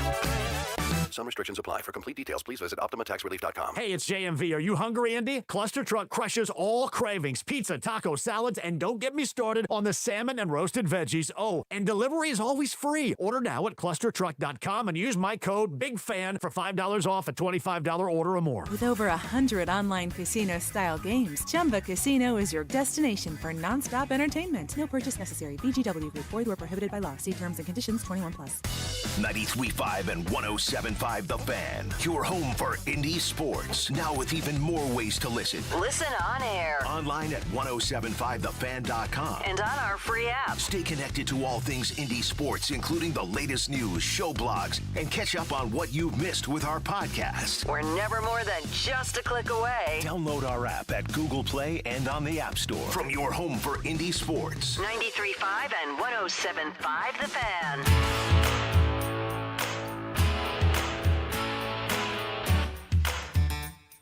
Query and Company on 93.5 and 107.5 The Fan. You literally, right now, it is difficult to go on social media or any of the different news sources, right here being one of them, and I appreciate everybody that tunes into this program with all the options that are out there. It is difficult to enter into the arena of discussion about college athletics without hearing the conversation of all of this happening with college basketball. And I think the thing that makes it so interesting and at the same time frustrating, it's almost like the movie Pulp Fiction. You know, the movie Pulp Fiction, you're like halfway through the movie before you realize that what you're seeing is a movie of different storylines that are taking place non-sequential. But at the end, it kind of all comes together. And you're like, okay, now I can see the different pieces of the jigsaw puzzle. They just seem to kind of go out of order. And the NCAA and their handling of, or they're trying to get the tiger by the tail of this whole saga involving NIL and everything that goes into it is the same way of it almost feels like it's out of order. Now, I had mentioned that this all is coming to a head because in the past week, you have back-to-back stories of Scott Drew at Baylor going out and getting a mid-season pickup from a player who's already been drafted into the NBA but has yet to sign a contract. And then you have another player that is in the G League on a two-way contract and has already scored 3 points in the NBA this year that now is rumored to be being recruited by a number of different schools, including, if you believe reports, Indiana. And you have two ways to look at it. One is, look, everybody needs to take a hard line here and stop this carousel from spinning before everybody pukes. And then the second is, yeah, but you either get on board or get left in the dust. Which way is it? One of the most, and I think, has a future beyond coaching if he ever so chose in terms of administrative aspect towards college athletics. A guy that I think defines scruples. And maybe I'm wrong. Maybe I've been sold a bill of goods. But the guy that I think is the pillar of going about and doing things with integrity, doing it with principle, and doing it with the right intentions in mind at the core of what college athletics are supposed to be. And maybe very soon we will say what they used to be. But the guy that I think has become a spokesperson for the sport and for what should be right about it, and one that even if you're the biggest diehard fan of a rivaling school, you should be proud that this state has produced Matt Painter. And last night, Purdue ran at times a clinic against Kent State, who's going to be a good team in their league. But after the game, Matt Painter was asked about comments that Tom Izzo had already made about his concern of where this is all headed. And the first thing that Painter said simply was, can we all please, at least at the very start of this, get on the same page of some sort of outline as to what the ceiling should be? Yeah, we just want to know the rules so we can abide by them. Like we don't know what's going on. So that's what I would say. Like we need some leadership. We need somebody to step up and like, here's how it's ran. Here's name, image, and likeness. Here's the transfer situation. Like whatever. Like we can go on to all these different examples. And give us the rules, we'll abide by them. You know, because that's who the rules are for. The rules aren't for the people who cheat. The rules are for the people that abide by them. And so, like, that's where this all goes down, and there's no communication. Like, we just want to know. Like, tell us what to do, tell us how to go about it, and then, like, you know, we'll go from there. And there's just a lot of gray area right now. Here's where that gray area gets compounded. For example, Alec points out, Jake, the Trenton Flowers recruiting report has been deemed false. Wait, my only friend, Alec? That's right. Who worked with my other friend, Scott, last night. You have two of them then? I guess so, yeah. It says he wants to go back to college because he's a two-way guy and wants to right his wrongs and improve his stock. Most schools that were rumored to be interested in him said they're not recruiting him. I could see them saying that now, right? I'm not saying that that's false, but that's not an isolated incident. I guarantee you there's more out there about that and within that, okay? And here's where a lot of this problem lies. And I'm going to speak some truth here that's not going to be very popular. There is amongst, and the sport, basketball and baseball are the two sports that jump out to me the most on this.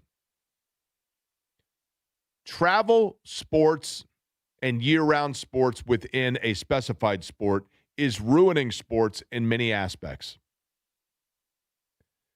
Those of you who have kids playing travel baseball, I have bad news for you. And I know that kids love playing baseball, and it's wonderful. It's a great sport. It's a great game, and it's fun for kids to go out and play with their friends and everything else.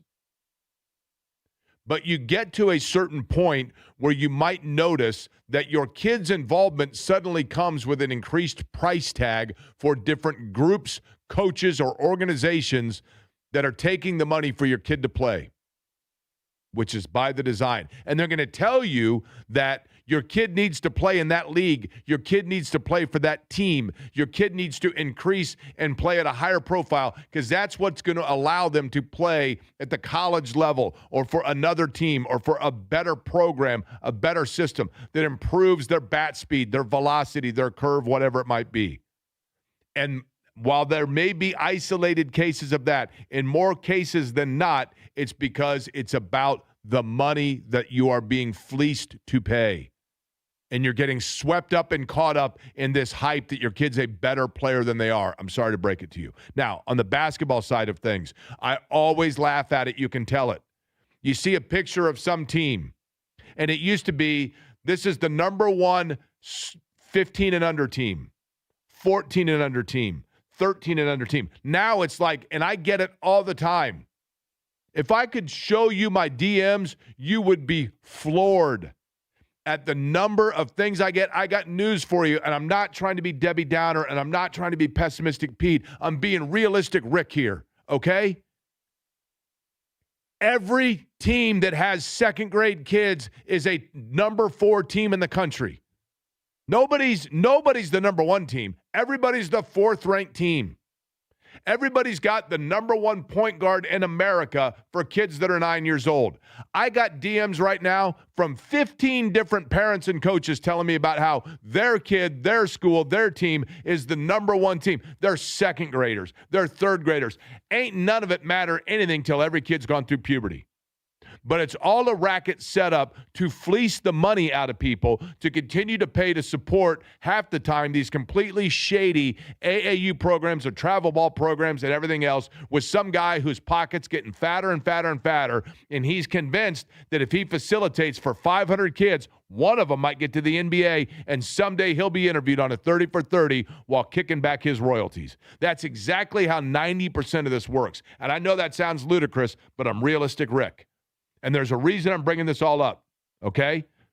Now, I could look at a picture right now. You show it to me, it's the funniest thing in the world. I see it on Facebook and social media all day long. Bunch of kids holding up their rings at some tournament out in Las Vegas or in Cincinnati or whatever, some AAU team, and you look at the photo and you're like, I can absolutely tell the one kid whose dad, he's on the team because his dad's bankrolling this whole thing. You can absolutely tell it. The 4'10" kid that weighs 64 pounds. Like, that kid's on the team because his dad is the one that is convincing his wife that they need to be paying for this because his kid's going to get his shot someday to go play big-time Division I sports. Guess what? Dominant second grade, third grade, fourth grade, fifth grade kids, you know what most of them grow up to be? Nice backup JV point guards, because then everybody else goes through puberty and it all evens out. And the same thing happens in college recruiting, because all these players now, they no longer are represented by, they play for Lawrence North or Warren Central or North Central or Brownsburg or Ben Davis or Brebeuf. Now it is, they play for, Indy Heat or Ohio Elite or whatever the AAU programs are. And it's the AAU coaches. Again, trying to get that pocket fat, right? It's the AAU coaches that are selling and overselling these guys as being bigger and better than what they are, and they are convincing all of these kids that they are going to be NBA or G League or European Professional League players. And the reality is that like 1% of all players reach that point. And they're still at its core should be those players that college athletics allows for a player, whether he is a player from rural America, whether he's a player from inner city America, whether he's a kid from suburban America, a kid who gets the opportunity to advance his education and his worldly experience, in doing so, perhaps financially in a situation that otherwise would not be afforded to him or her. And those are the ones that this potentially is going to hurt, because what happens if all of a sudden now you are becoming essentially nothing but a G League, and you are doing it with just 1-year rentals over and over and over, facilitated by greasy AAU-funded money funneling, channeling, sponsorships, and all of that, and now all of a sudden you're losing sight of what the true purpose of the college experience should be. And it sounds ridiculous, except for you realize that 98% of players playing in college basketball are never going to be in a situation where their livelihood is changed because of the game and playing it beyond the age of 22. And Matt Painter is well aware of that fact. We got to keep fighting for the ones that aren't pros, because you end up being a pro and you get yourself in that position. But when you go look statistically, 95% of all pros have to get another job. So we should probably fight for them too. You know, making it isn't going to the NBA. You know, making it is just being the best version of yourself and helping other people. Like, that's making it. Like, and so we get lost in this little world we're in, when in reality, like, let's don't lose that train of thought about doing what's best for them. But it's getting really hard with the landscape where we're in right now. I go back to one of the best lines I've ever seen while sitting in a movie theater. And I stopped. And there have been great lines in movie history. Hope is a good thing, perhaps the best of things. It's a great line. Great line. There's just one thing I want you to do for me. Win. Win. What are we waiting for? It's a great line from Rocky II. It's a great line. Endless. But one of the great lines I've ever heard, and it wasn't a movie but a documentary, was in Hoop Dreams with William Gates, who I've mentioned on this show before. When they followed William Gates and Arthur Agee, both kids my class of 1991 in high school, and they followed them for all 4 years of high school through their journey in the Chicago public schools, and in Gates' case, going into the parochial schools in St. Joseph in Westchester, Illinois, same school that produced Isaiah Thomas and Darryl Thomas of Indiana fame. And both of them were thought to be surefire NBA-level players. And at the end of that documentary, they interview William Gates, who went on to Marquette, had a knee injury, had a modest career in college. They get ended there for him from a playing standpoint. And he says in that documentary, everywhere I go, everyone says to me the same thing. Don't forget about me when you get to the NBA. And then he paused and said, and what I want to say back to them is, don't forget about me if I don't get there. And every kid right now playing somewhere in the summer league is convinced, as they probably should be, that the game is always going to be there for them. And we used to live in a world where there were people who knew better that were able to say to them, son, daughter, I want you to chase those dreams and aspirations, but I want you to also have something in store if, in fact, that isn't there for you. And the avenue in which those things used to be there for people, Matt Painter and others now are aware of the fact that what if that also goes away? And that's the real danger of where college basketball may be. Again, not trying to be pessimistic, Pete, just realistic, Rick. Stephen Holder, latest on the Colts, just over 15. Welcome to Wawa. We're open 24/7, so when the sun goes down but everyone's still up, Wawa has your late night fuel. Headed to a hangout? Stop in for snacks and sodas. Binge your favorite shows with burgers and hoagies. Gather around the table with garlic knots and a cheesy Wawa pizza. Or just chill on the couch with fries and whatever milkshake sounds good.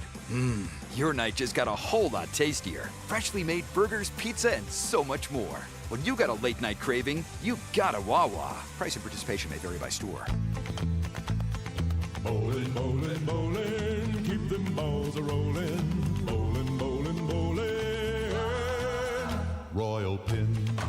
Ring in the new year at Royal Pin Entertainment's annual New Year's Eve celebration. Countdown to 2026 with a celebration the whole family will love. Get to Royal Pin from 9 p.m. to midnight on December 31st for 3 hours of fun and family-friendly excitement, including cosmic bowling, a complimentary appetizer board, a midnight toast, and a whole lot more. Each lane fits up to 6 guests. There's plenty of celebration to go around. So bring your friends, bring your family, and roll into 2026 with a bang. Spots fill up fast. Reserve your lane now at royalpin.com. They keep letting the heat in during the summer. And they're certainly keeping your energy bill way higher than it needs to be. You need the pros at Window Nation with installation precision and experience that are second to none. They'll also be in and out of your house faster than any other service. Their custom-made windows are guaranteed to be a perfect fit in your home. And they back it up with the best warranty in the industry. It's why they've maintained an A+ rating with the Better Business Bureau. So stay cozy in winter, chill in the summer, and save money year-round. Get a great deal on replacement windows from Window Nation today. Go to getwindownation.com or call 866-90NATION for your free estimate. And for a limited time, get 50% off all window styles, plus pay no interest for 5 years. Go to getwindownation.com or call 866-90NATION. You still thinking job change in the new year? Yeah, I need something that's in high demand and more stable in this economy. IT? Yeah, cybersecurity, maybe even AI. That's what I did. Really? How? Went to My Computer Career. You don't need any prior experience, and you could start your new career in a matter of months. A lot of IT pros go to school there, too, to level up. Sweet. Are classes online or on campus? Both. Wow, I'll check it out. Thanks. Make this your year. Take the free career evaluation now at mycomputercareer.edu, an elite CompTIA certification partner. Financial aid is available to those who qualify, including VA benefits. Marcus Morris here with Family Heating and Air. As we're reaching colder weather, you may find yourself in need of furnace service. At Family, we specialize in solutions to extend your furnace life. Call the Fix-It team from Family. You can easily reach us at familyhvac.net. From our family to yours, have a happy holiday. Family Heating and Air is your trusted local independent American Standard heating and air conditioning dealer. With Wawa's Rewards program, you can rack up points on the items you buy every day, even fuel. Boost your totals with a breakfast sizzly. Score points with your morning coffee. With Wawa Rewards, points put the power in your hands. You can choose to redeem them for what you love most, like an iced latte for an extra pick-me-up or your lunchtime hoagie. Download the Wawa app today. When you gotta get rewarded, you gotta Wawa. Fuel rewards not available in New Jersey or were legally prohibited. See full details at wawarewards.com. Price and participation may vary by store. JMV here. If I want to, I can. Parted down the middle, feathered on the side. Thanks to WeGrowHairIndy.com. Back in the 1980s, that's how I did it. We called it the Alford. Today, thanks to WeGrowHairIndy.com or 317-522-2995, I got my hair back, and I can do it all over again. The hair that I want, the hair that I got. Thanks to We Grow Hair Indy. 317-522-2995. Ask for Darren Andrews at WeGrowHairIndy.com today. The Butler Bulldogs head to Omaha to face the Creighton Blue Jays tonight at 8:30 on 93.5 and 107.5 The Fan.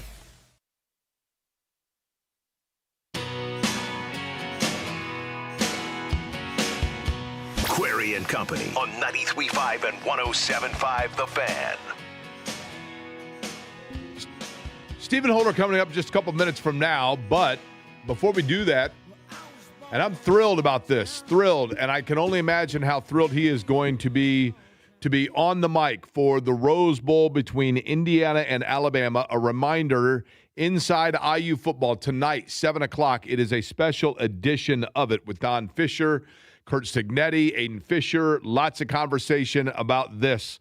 the biggest game in the history of the program until next week when they go to the Peach Bowl, if they do, and that becomes it, and then you just go on and on from there. But Don Fisher joins us now on the Java House Peel and Pour guest line. And Don, you are already out in Pasadena, correct? That is correct. We flew out here yesterday afternoon, got here early last evening, and have already had a press conference this morning, and it took about an hour with players, coaches, all the Indiana players, not all of them, but a good portion of them. And, so it's been a fun morning thus far, and it feels like it's already afternoon, even though it's not. Okay, that's right. Your body clock says differently, right? All right, let's get to this weather report. What is the weather there right now? Because I've seen, there is some talk that this is going to be a rain game, which I think could be advantage Indiana, but that's a different discussion. But how is the weather? Well, it's gray out here today. It's not the prettiest day I've seen in California in the past. But it's not bad, and the temperature is beautiful. So from that standpoint, it's very comfortable. And like I said, it's not raining at this juncture, so that's key. Don, I want to get to this. We can sit here and break down this game and Indiana's advantage, I think, on the ground. I mean, there's a lot of things that we can go into, but I wanted to, since I have you here, I simply wanted to get to this, and that is just about how special this is. Not just for Curt Cignetti and this group of Indiana players that have just been remarkable, but for Indiana in general and for you. As the face and the voice of Indiana football for so long, and I know that you've been asked this a lot, and we've talked about it even, but have you gotten a chance to really just kind of soak in and take in everything as it's happening before us here as it's unfolding? Well, as you know, Jake, it's one of those things in the sense of what you're doing at the time, and without question, it's a special time, especially from my perspective. But it's a special time for the entire fan base of Indiana University that has taken on this football team as their own, and that's basically what's happened here. And that's all because of Cignetti and his tremendous success with this program. And from my perspective, it's been a long time coming, as we know, and we've had some very good seasons through the years, but not great seasons. And certainly, in my tenure, I counted this up finally, Jake. I've been here 53 years now doing games for IU, and in my time here, including the 2 years of Cignetti, we have 13 winning seasons. So it's been something special, to say the least. And most of those other times that we had winning seasons were all during the Bill Maurer era. So it has been a long time since we've experienced this, but we are experiencing it at a different level than we've ever had before. And it's just so much to be fun. It's so much fun for me to be a part of it. That's number one. And then number two, again, the people that I feel best for are those fans that spent the money to buy season tickets year after year after year after year and still continue to do so through all of the tough times. And yet those fans are being taken care of now, just like I am, in the sense of the success that this program has had over the last 2 seasons. So for me, it's all about all of us who have lived through Indiana football through the years that were so lean, and now such a tremendous, tremendous opportunity for this program. Don, not that you would need any more joy out of this, but is your joy accentuated by this fact? And that is that, there are 2 ways to do things. Sometimes people shortcut things, or they sell their soul to the devil and they compromise their principles, their scruples, and they take the easy path.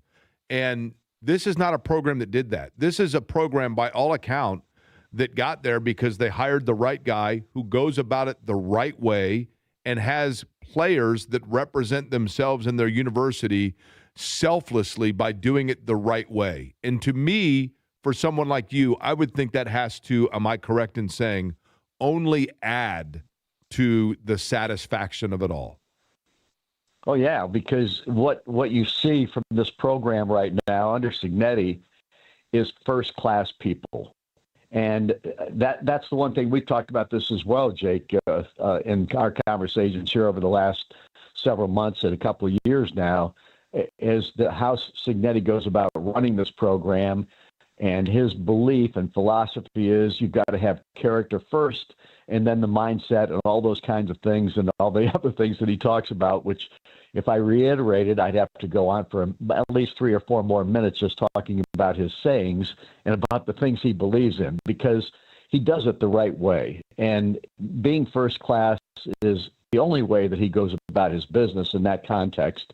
And he does that by vetting the players, vetting the people in his administration of the athletic department and the football program and the coaching staff and the coaches that work with him. And think about this, all these guys that have stayed with Cignetti for all these years and still being able to hang on to both coordinators, yeah, they're paying them a lot more money than they've ever made, but these guys wouldn't have hung out with this guy for that many years had he not been successful and been true to his word and what he told them. And I just, from that standpoint, it's just such a first-class operation, and it makes you proud to be a part of something like that. And as you said, not compromising any of your principles and your beliefs. And that's exactly what this guy does with his program, and I couldn't be prouder to be a part of it. Don, where is Indiana going into this game from a health standpoint? Because we saw, for example, in the Big Ten title game, Omar Cooper went out early. Daly obviously was hurt after the game. Where does Indiana stand in terms of that injury report? Well, Omar is in good shape. There's another player that we haven't talked about hardly at all for the last, 2/3 of the season, and Brendan Franke, the kickoff guy, that apparently is available for doing that kind of duty.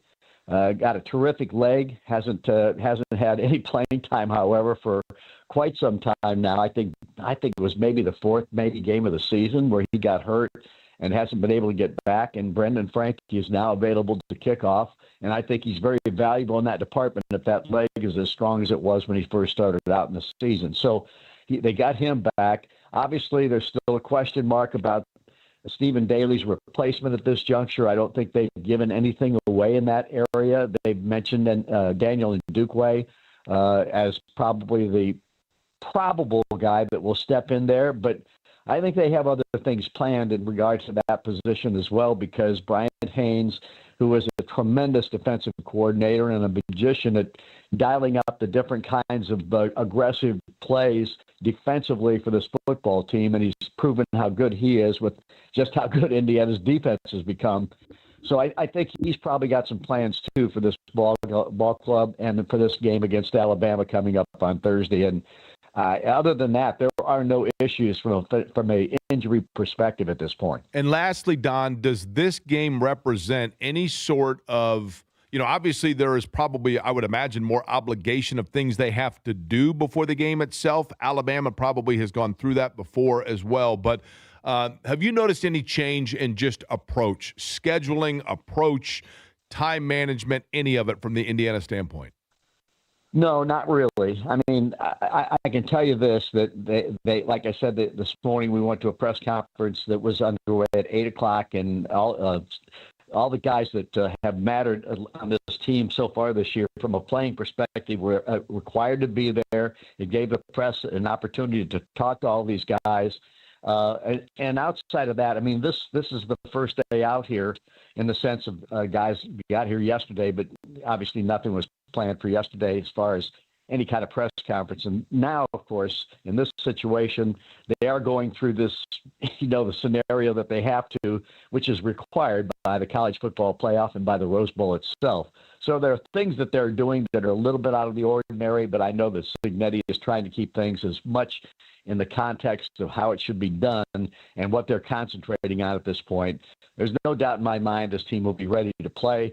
It might get off to a little bit of a slower start than the norm because they've had so much time off, and maybe you got to knock a little rust off. But I'm confident in what this guy does and how he goes about his business, and this team will be ready. And if they get off to a slow start, they'll pick it up at the end. I think this football team's going to win. I think they're going to beat Alabama. Love it. Pre-game 3 o'clock on New Year's Day for the Rose Bowl. Indiana, the number 1 seed, number 1 ranked in the college football playoff against the Alabama Crimson Tide. Pre-game at 3, kickoff at 4 right here on the Fan again, 7 o'clock tonight inside Indiana football. Don, enjoy it. Go Hoosiers, and Happy New Year to you. You can't do anything but enjoy it while we're out here on the West Coast. Jake, thanks for having me. I appreciate it. Appreciate it. Don Fisher, the voice of the Indiana Hoosiers, joining us on the program. All right, news from West 56th, including a change at quarterback to discuss. Stephen Holder will let us know where things stand next. Hi, I'm Lacey, your friend and jeweler at Shane Company. And yes, I'm actually a jeweler. I bring dream engagement rings to life every day in our jeweler's workshop. When I hand set your diamond into your ring, I think about creating a piece you'll wear for a lifetime. I pay attention to the smallest details and treat every ring with the same care and craftsmanship, no matter the size or price. Come check us out at your nearby store. Our engagement rings are made with love from our hands to yours, because a friend knows your love deserves the highest quality. Shane Company, your friend and jeweler. If you or someone you know needs help putting food on the table, that help is closer than you think. The Fan cares. We've partnered with local food banks and organizations to provide resources for those who need them. Just go to 1075thefan.com and look for the banner that says Find Free Food near you. You'll find a link to Community Compass with an up-to-date and interactive map that shows locations, days, and times for you to collect food at no cost, as well as other resources to help you through this challenging time. Find community help now at 1075thefan.com.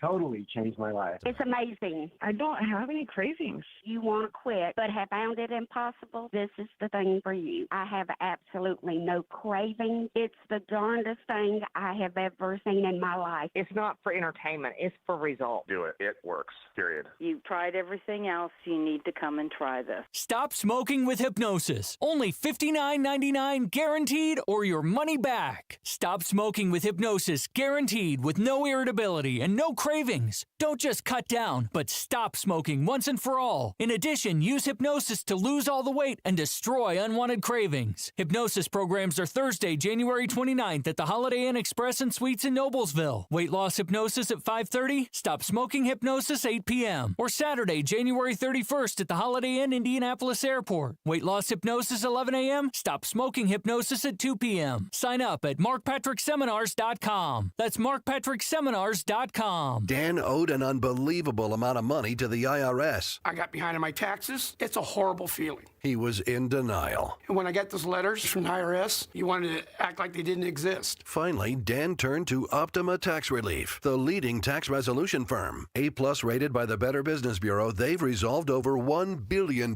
for their clients. Optima got me a settlement with the IRS. These people are really people-friendly. It was every bit of a new lease on life for me. The fast action and the great results made Dan's head spin. I felt like I was in a dream, but it's real, and I have paperwork to prove it. They got the job done, and life is good. For tax help you can trust, call Optima now for a free consultation. If you're worried about what's going to happen with the IRS, stop worrying. Make the call now. Call 800-354-2840. 800-354-2840. 800-354-2840. Optima Tax Relief. Testimonial from an actual client. Some restrictions apply. For complete details, please visit OptimaTaxRelief.com. At Lowe's, loyalty is royalty. With Christmas right around the corner, treat yourself for less during the holiday season. Rewards members get early online-only access to Black Friday doorbuster deals on Thanksgiving Day, like the Hisense side-by-side fridge, just $799. Not a member? Join for free today. Lowe's, we help, you save. Valid 11/27 only on Lowe's.com. Member-only doorbusters and midnight Eastern. Loyalty program subject to terms and conditions. See Lowe's.com/terms for details. Subject to change. Texting enrolls you into recurring automated text messages. Consent not required to purchase. Message and data rates may apply. Hey, Dan, how you doing? Haven't seen you around the gym. Yeah, I've really fallen off. Since I turned 40, I just don't get the results I used to get. Could be lower testosterone. I went through it a while back. I got Nugenix Total T, and it's made a huge difference for me. I've seen that ad on TV. Is it for real? Oh, yeah. The key ingredient is something called Tesnor, which helps boost free and total testosterone levels to help you trim up and stay lean. And it's made a difference for you? Man, I feel like I'm in my 20s again, at work, in the gym, and in the bedroom. Are they still giving out complimentary bottles for people to try it for themselves? Yeah, you just need to send them a text. Text BOUNCE to 42424 right now for your complimentary bottle of Nugenix Total T. Plus, text now and we'll include a bottle of Nugenix Thermo, our most powerful fat incinerator ever, to help you get back into shape fast, absolutely free. Text BOUNCE to 42424. That's BOUNCE to 42424. Products and statements have not been evaluated by the FDA. These products are not intended to diagnose, treat, cure, or prevent any disease or illness. From the DriveHubler.com studios, this is 93.5 and 107.5 The Fan. WIBC It was Schefter and him. HD3 Indianapolis. The Colts wind up the regular season with the Houston Texans. Coverage Sunday morning at 10. on 97.1 Hank FM. I sit alone in my four-cornered room staring at candles. Cool out, man. We on the radio, dude? Oh, all right. Query and Company on 93.5 and 107.5 The Fan.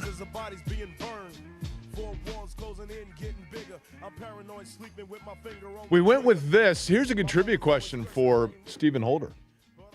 Stephen Holder of ESPN.com, who joins us on the Java House Peel and Pour guest line. He is the one that was responsible for confirming the news that Riley Leonard will be your starting quarterback for the final game of the season for the Colts coming up on Sunday.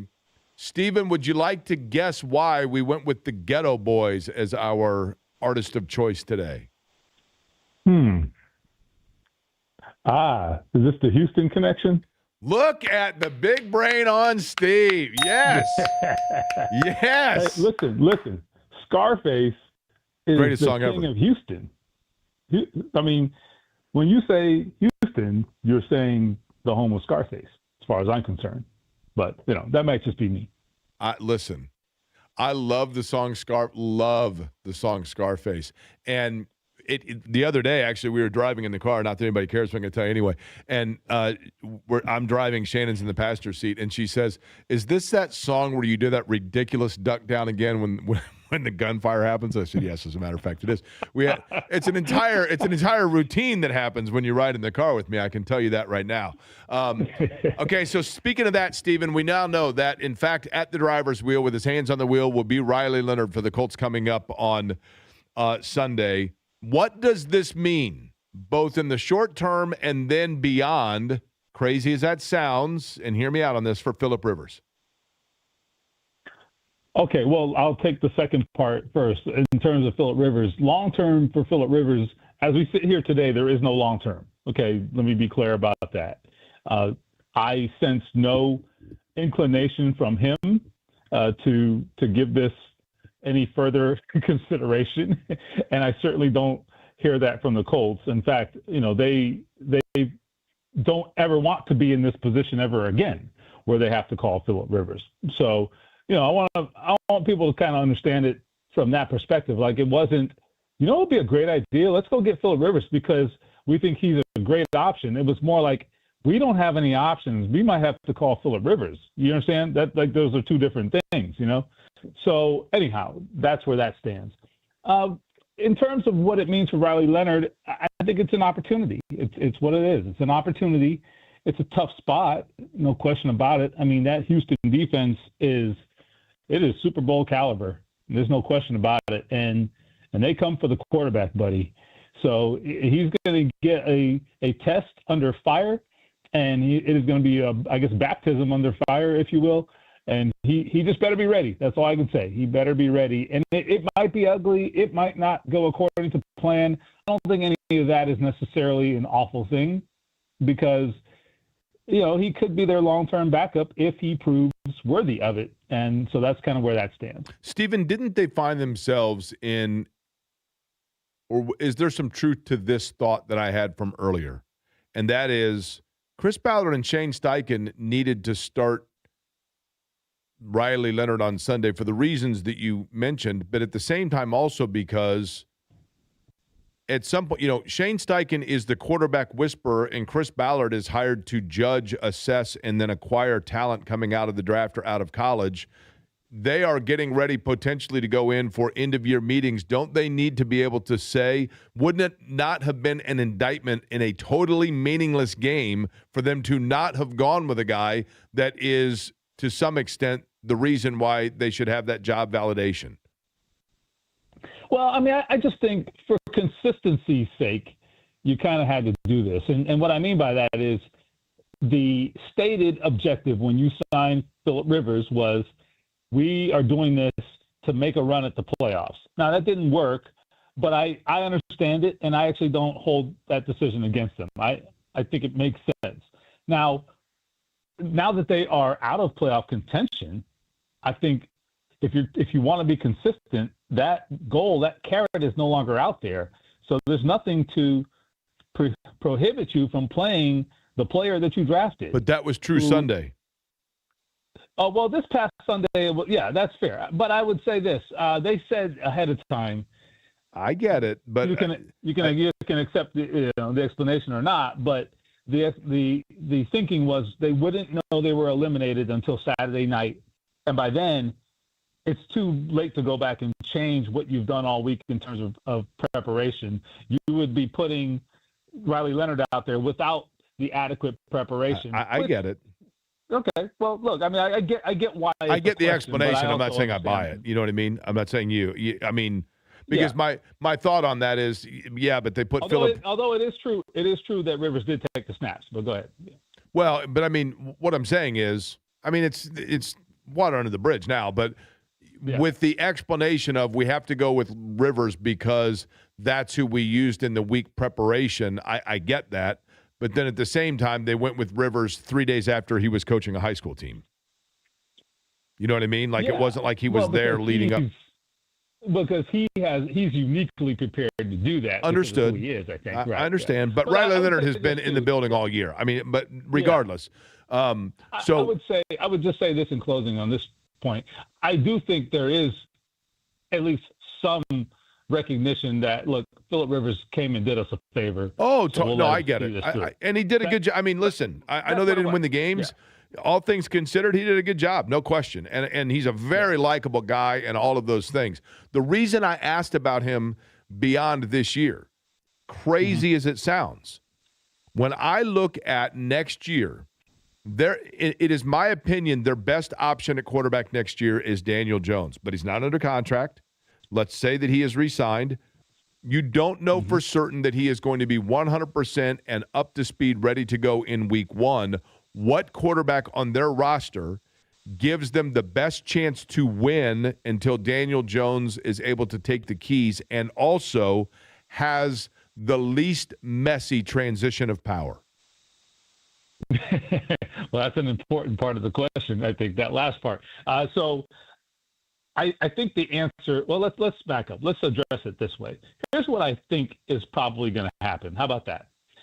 I think the likeliest way forward here is, as you said, they intend very strongly to, or their preference is very strongly to re-sign Daniel Jones, get him healthy.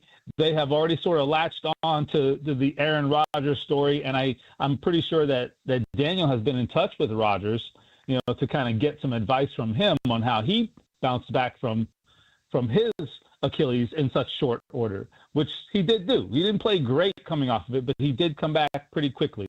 Now, Daniel's 10 years younger, so that helps. Anyhow, they think of a duplication of that is possible. So let's say they're right. Let's say, which they can't possibly know now, but let's say they're right. You get him back. There is that chance that he might not be fully ready to go on day one. Anthony Richardson is under contract for next year. The reality is they moved on from Anthony Richardson. They didn't say that, but I'm saying that. But they also said it with their actions. I anticipate he gets traded. So if that remains true, I think they are grooming Riley Leonard to probably be a long-term backup, and you have Daniel Jones and Riley Leonard. That's what I see happening. What would Richardson realistically fetch on the market? Not a ton, and it's because there's some uncertainty with him, right? I mean, injury, performance, all of that for sure. But I think there's going to be. I don't think there's going to be a lack of interest, but I also don't think teams are going to be willing to give up the house. So I think there's two different questions. Would teams be interested? I think yes. This is not a great quarterback class in the NFL draft. I don't know what free agency looks like, but it's probably not great, depending on who falls out of the trees. So I anticipate there will be teams interested in looking at him in some capacity. But what are you going to get in terms of a draft pick? I think it's probably a mid-round pick is what I think. Could you get a little more if there are multiple suitors? Yes. But I'm not talking about, some sort of like day 1 or 2 pick. I mean, I think you're maybe a couple of mid-round picks or something like that. I mean, if you got a 3rd round pick, you would be thrilled I feel, to be completely honest. So I don't think people should have unrealistic expectations about that. The trade, in my opinion, would be more about, just moving forward with Daniel Jones and honestly accommodating Anthony Richardson, who, if he's not going to get the job, isn't going to want to be here.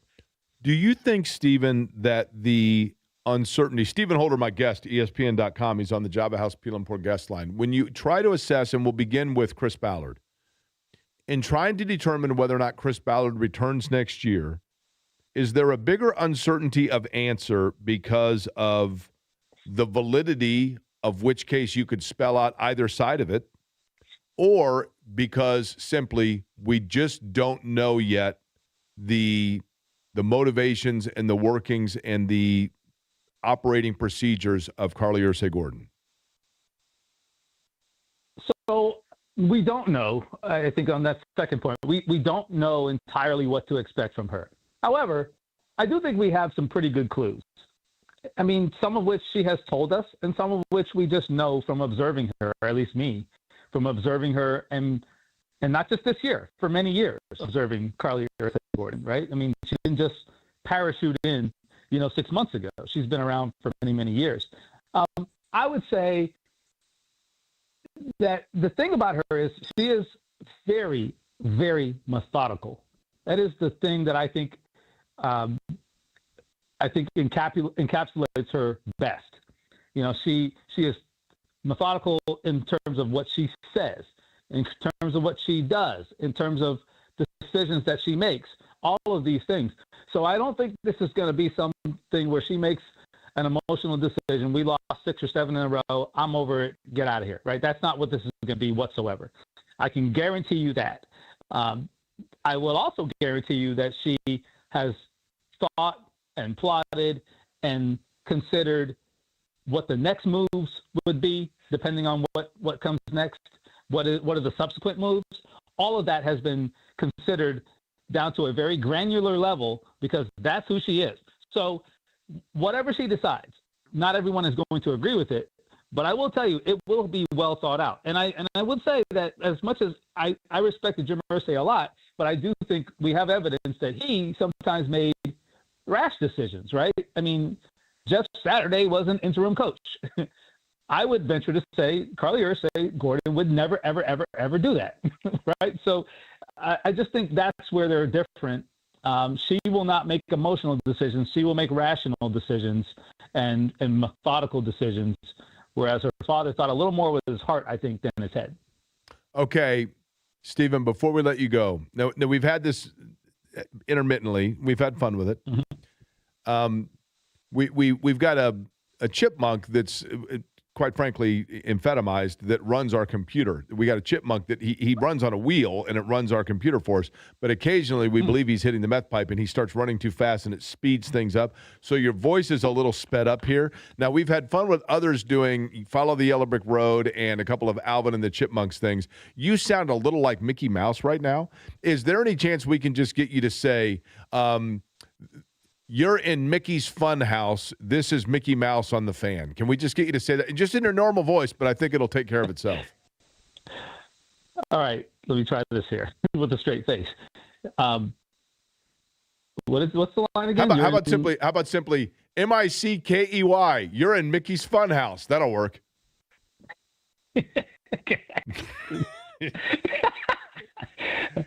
M-I-C-K-E-Y. You're in Mickey's Fun House. Was it Fun House or Playhouse? Trust me, either way works. Believe you me, when you go back and you listen to the podcast, which I know you do, either one works. I believe me. Okay. Colts Texans coming up Sunday. Lastly, before we let you go, and we'll get into at a later time more on Ballard and Steichen and futures and that kind of thing.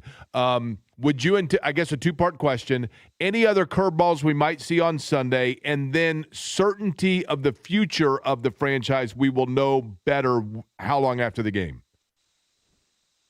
So, no, I don't know that there are any huge curveballs outside of Leonard. I mean, I think you're going to see guys like Jonathan Taylor play. Most of the other key players who are not hurt I mean, I can't imagine seeing Sauce Gardner out there, for example. He's got the calf and wants to try to play maybe if he can, but I can't see what the point of that would be. So I think we can kind of predict what the lineup will look like outside of Leonard.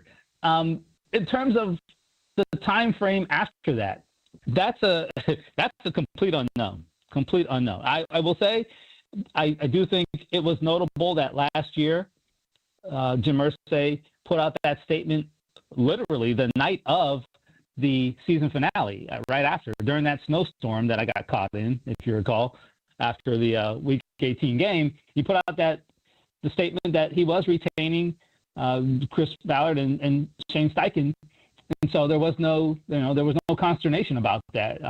Whether they will proceed similarly, I don't know. I have no expectation whatsoever because there's nothing to base it on. So I do think, though, I will say, I do think whatever they're going to do, you have to think they know. You know what I mean? Like this thing, we were headed this way for a while. We have been headed this way for a while. And so in terms of this season, the results this season, right? I know they just got eliminated, but the odds were always against them, right? And so I don't even think that's what this is going to come down to. I think this is a long-term decision based on a preponderance of lots of different things. So we'll see what they do, but I think they probably have a very good idea of where this is going.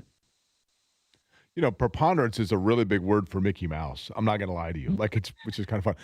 Can we just, one last time, how about this? Just simply go, MICKEYMOUSE. Can we get that real quick? Why are you doing this to me? MICKEYMOUSE.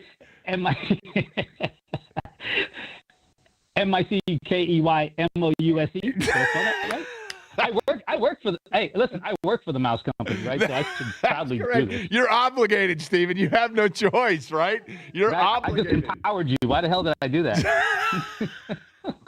Hearing Mickey use profanity is also outstanding.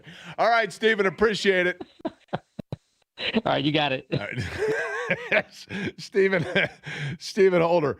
And by the way, his Miami Hurricanes now representing the world as they take on the Ohio State University. When is that Ohio State-Miami game? That's tomorrow, right? That is on New Year's Day, and that will be on the Fan as well. Wait, that is tomorrow. Yeah, that's New Year's Eve. Yeah, New Year's Eve tomorrow on the Fan. Did you see the video of Ohio State arriving?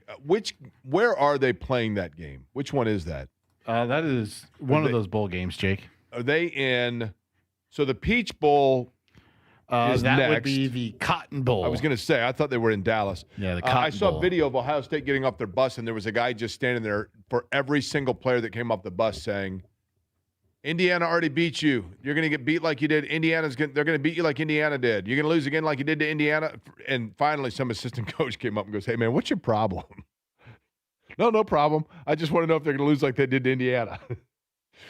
I think the guy said he's an Oregon fan. He's not even a Miami fan. But I have a feeling of any of the college football playoff games remaining, it feels like the Miami-Ohio State game may be the most lopsided, right? I don't know much about. I don't think so. Which one do you think? Let me guess. Hold on. So here are the matchups, and then you tell me which one you think could be most lopsided. You got Indiana, Alabama. You've got Miami, Ohio State, Texas Tech, and Oregon. Who am I missing on the other side? Georgia, Ole Miss. Is that the last one? Yeah, it's just those four. Which one do you think would be the most lopsided? I think Georgia, Ole Miss. Think Georgia could be a little lopsided. Okay. Also, don't rule out the quack quack. Yeah, I don't know anything about Texas Tech. Exactly. I think they're very good defensively, but I mean, I don't know anything more than that. I do think that I'm also curious to see how like Texas Tech, Indiana, Georgia, Ohio State all start, because those games last week, most of them all struggled out of the gate. Right. With that extended time off. Well, now we they're saw going up last against year. teams. Yes. We saw last year with teams that had layoffs, right? Yeah, nobody who had a bye last year won. Right. I think Georgia, I think, is really good. I think that we've kind of slept on Georgia because there's been so much, especially here locally, between Ohio State and Indiana. Georgia is the one that's like they kind of feel like they're just kind of laying in the weeds there. We'll see. Lurking in the back. Huh? Lurking in the background. Yes, that is correct. I really enjoyed the Mickey Mouse. Do we happen to have that from Steven? Can we compare that to some of the others? Because he did a solid job. Which was better? Which of the two clips was better? The Funhouse clip or the spelling out Mickey Mouse clip? I feel like MICKEYMOUSE. I work for the. Hey, listen, I work for the mouse company, right? So I should proudly do this. You're obligated, Steven. You have no choice. Pretty solid, right? Is it not? You're obligated. I just empowered you. Why the hell did I do that? Hearing Mickey use profanities also. Mickey got a hold of some tainted cheese. Did you say that we are or are not going to go back to Pasadena? This is Chappie Bear. Give me a hug. If me humiliating myself like that made your day, then fine. Yes, we are going. We are not technically going out to Pasadena just yet. This person will be in the airport, though, Jake. On their way to Pasadena, right? Fascinating. You know what's a fun game to play?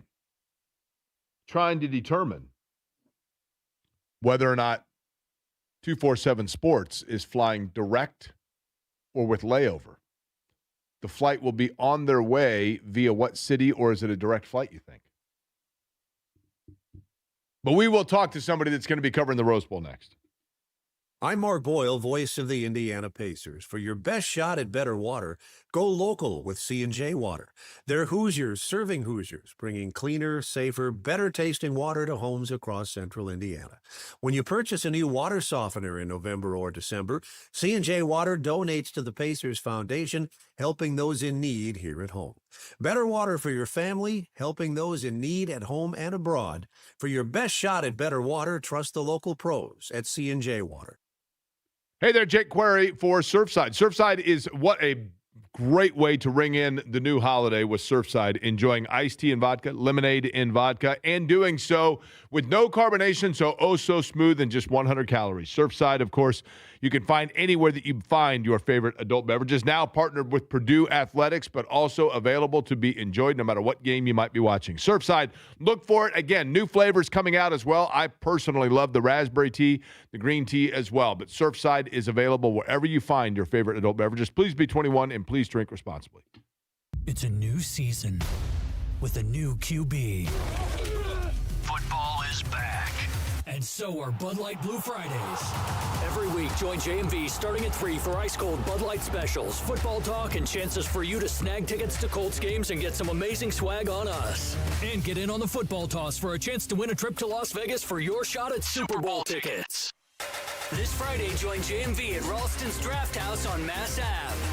Bud Light Blue Fridays.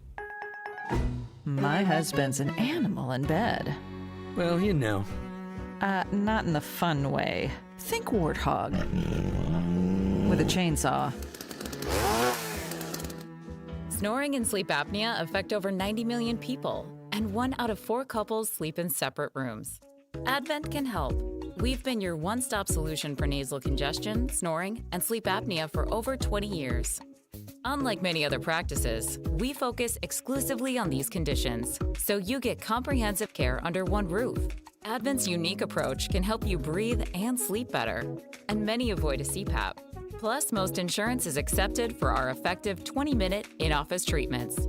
Hey, the only animal you want in your bed is your dog. Advent. Sleep better. Sleep together. Learn how you can improve your life at adventknows.com. When it came to setting them up for a bright future, Indiana Tech did more for these graduates than they ever imagined. It helped me land my dream job and continue to serve people. It put me in a position to help others reach their potential. It gave me the background and the confidence to keep aiming higher. It gave me a platform to help make a difference for others. With flexible online classes, personalized support to help you succeed, over 100 high-quality career-focused certificates, and degrees in in-demand fields like business, healthcare, engineering, criminal justice, information technology, cybersecurity, and more. I earned a Master's of Business Administration and Marketing. I completed my Bachelor's of Business Administration and my MBA, Master's of Business Administration. I was able to graduate with my Bachelor's of Science and Computer Engineering. Isn't it time to see what Indiana Tech can do for you? There's no better time than now. Learn more at online.indianatech.edu. Registration for the next class session ends January 9th. Whoa. More fiber? What? Down here, buddy. It's me, your spoon. Constipation with belly pain still coming back. Yeah. Talk to your doctor. It could be irritable bowel syndrome with constipation, or IBS-C, but Linzess could help you get ahead of it. Linzess linaclotide is a prescription medicine that treats IBS-C in adults. It's not a laxative. It's a once-daily pill that helps you get ahead of your symptoms. It's proven to help you have more frequent and complete bowel movements and helps relieve overall abdominal symptoms, belly pain, discomfort, and bloating. These symptoms were studied in combination, not individually. Do not give Linzess to children less than 2. It may harm them. Do not take Linzess if you have a bowel blockage. Get immediate help if you develop unusual or severe stomach pain, especially with bloody or black stools. The most common side effect is diarrhea, sometimes severe. If it's severe, stop taking Linzess and call your doctor right away. Other side effects include gas, stomach area pain, and swelling. Talk to your doctor and say yes to Linzess. Learn more at linzess.com or call 1-800-LINZESS. The Fan cares, and if you or someone you care about needs food assistance, we have resources for you, including food distribution locations with an interactive map. Also, learn how you can make a difference for friends and neighbors in need, all at 1075thefan.com. Heat and cool with nearly geothermal efficiency in places you can't fit ductwork with Mitsubishi electric ductless mini splits. Just go to absolutecomfort.org. That's absolutecomfort.org. The Ride with JMV. Stephen Holder of ESPN and ESPN.com joins us. So what about Alec Pierce and his future in Indy after the season? You just need one team to say, that's the guy we need. And I think his skill set for a contending team would be extremely attractive. Pierce really is a Daniel Jones guy. And I think it'll be a complicated decision for him because of that. And just because he likes Indy. The Ride with JMV. Weekdays 3 to 6. On 93.5 and 107.5. The Fan.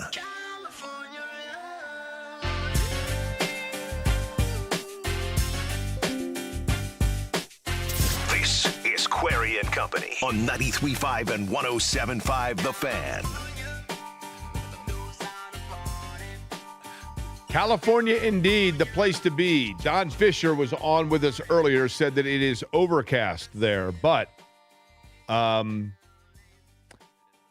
that is not necessarily a bad thing because I do believe, and I know that I'm probably crazy when I say this, if it is a rain-soaked Rose Bowl, and I don't know that it's supposed to rain during the game itself, but I think all leading up to it, I think rain may favor Indiana because Alabama does not run the ball well, which is weird to say about Alabama. But they are a pass-first team, and that might be advantage Indiana, who feels like they are more balanced offensively. But a guy who joins us now on the Java House Peel and Pour guest line. You can read his work with Peegs.com, also with 247, 24/7 Sports, whichever way you would like to use that numerical combination. Matt Weaver joining us on the program. And, Matt, you are on your way to Pasadena. Is that correct? Yeah, I'm in Terminal B here at the airport. Going to be boarding in about 23 minutes. Okay. Yeah. You are flying direct or you're going through a city? And if it's through a city, we're going to guess it. Or are you flying direct? I'm actually going through 2 cities. But Ooh, one of them okay. I don't get off the plane. So you're flying Southwest, is that right? Yep. I'm going to go that you're going through Dallas and Vegas. You got the second one right, but not the first one. Where's the first one? Phoenix. And you're not getting off the plane in Phoenix, or you're not getting off the plane in Vegas? I'm not getting off the plane in Phoenix, like a 40-minute layover. I'm guessing some people will get off and some people will get on who are there. And then fly to Vegas, I have a 50-minute layover, and then from there to LA. All right, fair enough. There's nothing more sad, by the way, than the lady with a 110 Slim cigarette, of which 100 of it is ash, that is sitting there pulling like 3 levers in the Vegas airport during her 28-minute delay. But nonetheless, all right, Matt, let's get to this. Indiana, Alabama. From an Indiana standpoint, let's start with health. We talked about this with Don a little bit earlier, but the latest of where things stand from Indiana from a health standpoint, and is there anybody surprising that might have popped up on the injury report that is of question for Indiana? No, I mean, I think they had 4 guys. Obviously, obviously the Stephen Daly thing, everybody kind of knew that right after the Big Ten championship. Kellen Wyatt's been out since like October. I'm trying to think. Bryson Bonds was another one. There's a fourth one. It's escaping my mind. But it wasn't funny. I don't think he played a lot. Brendan Frankie, improbable, I think, is a pleasant surprise. I wondered if he was going to be able to come back, and people say, well, he's just a kickoff guy. Well, he's a really good kickoff guy.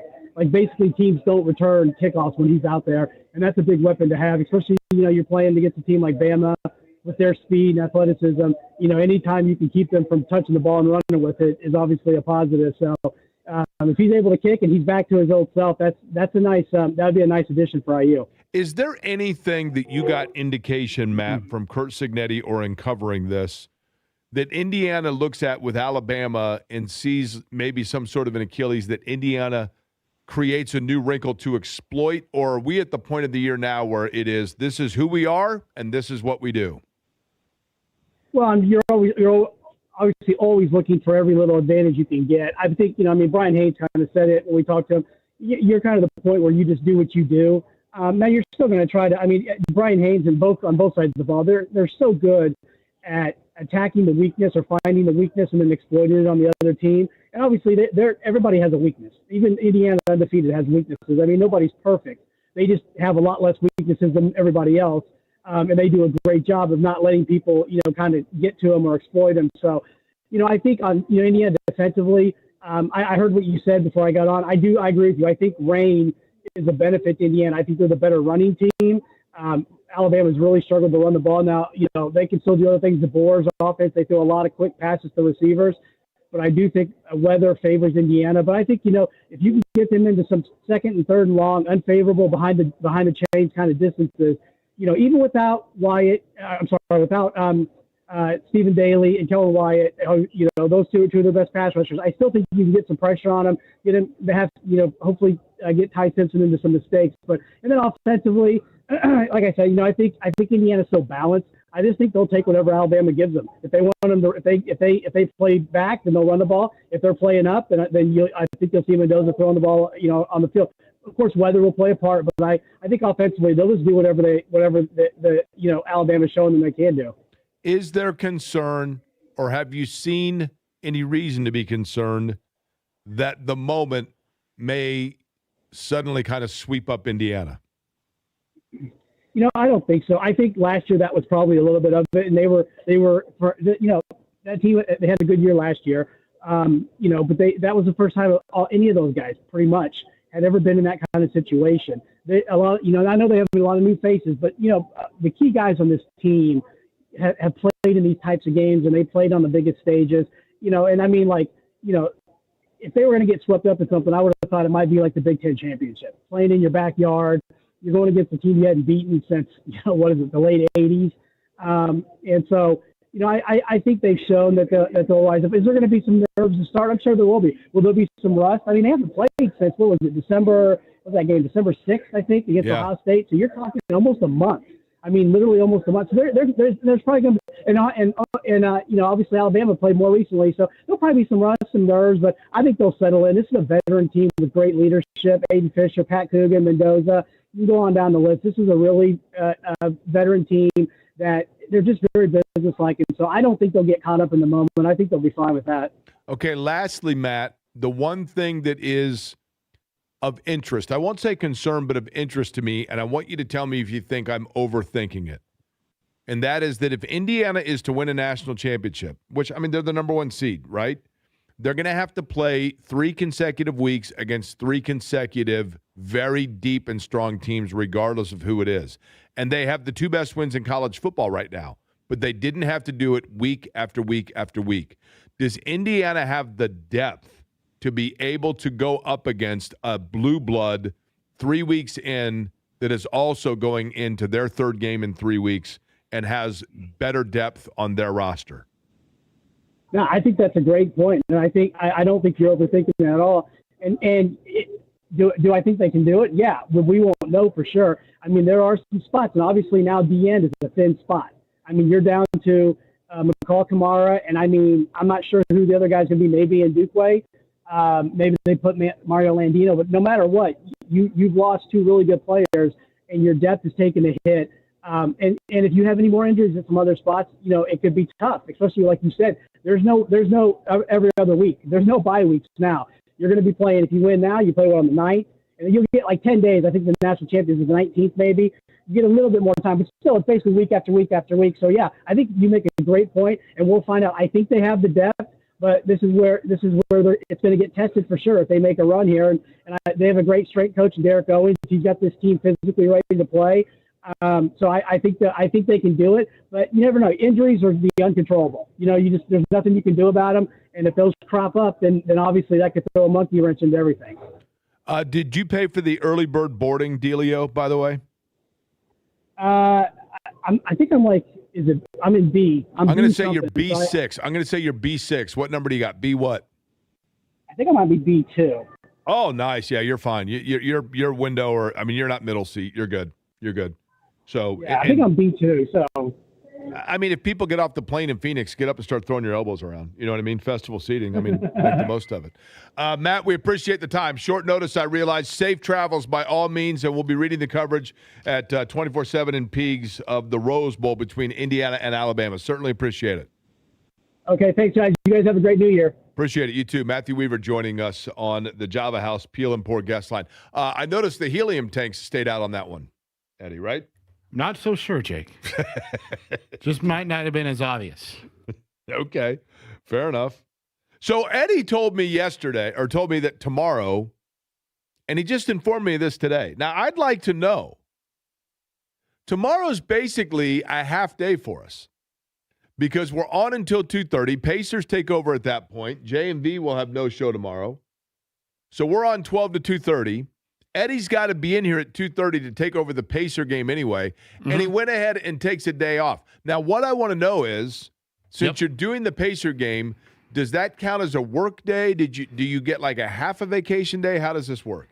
It's a vacation day. It's a PTO day.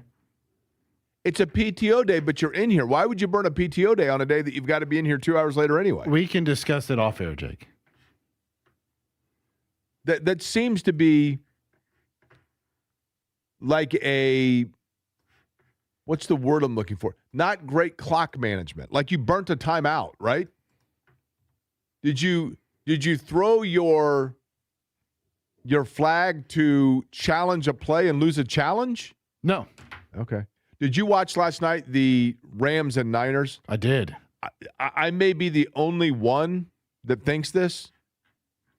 I thought that was a catch at the end of the game by Nakua.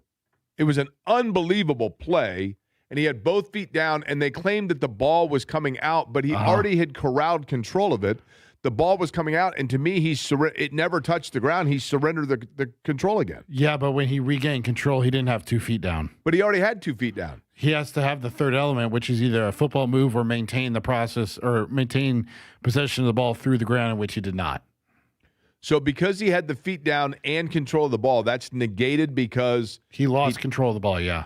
See, I didn't think he lost control of it, though, because he had control when he hit the ground. Yeah, there was the sideline shot where you could see the ball wasn't in his hand and it wasn't pinned up against his body. But it was when he hit the ground, wasn't it?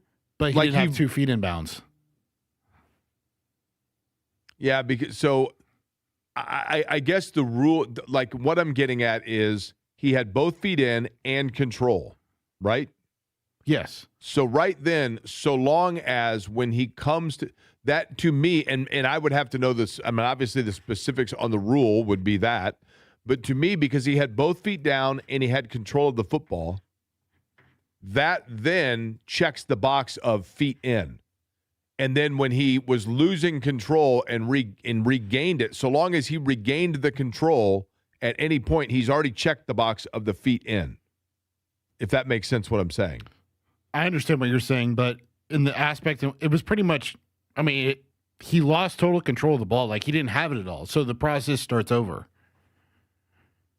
Yes, and that's where I disagree a little bit. Like, it didn't seem to me like he lost, like he didn't drop it and pick it back up, right? It just kind of bobbled up into the air and back down into his arm. Yeah. It was an unbelievable play either way. Yeah. It was unreal. But the stew on this. I hope fantasy managers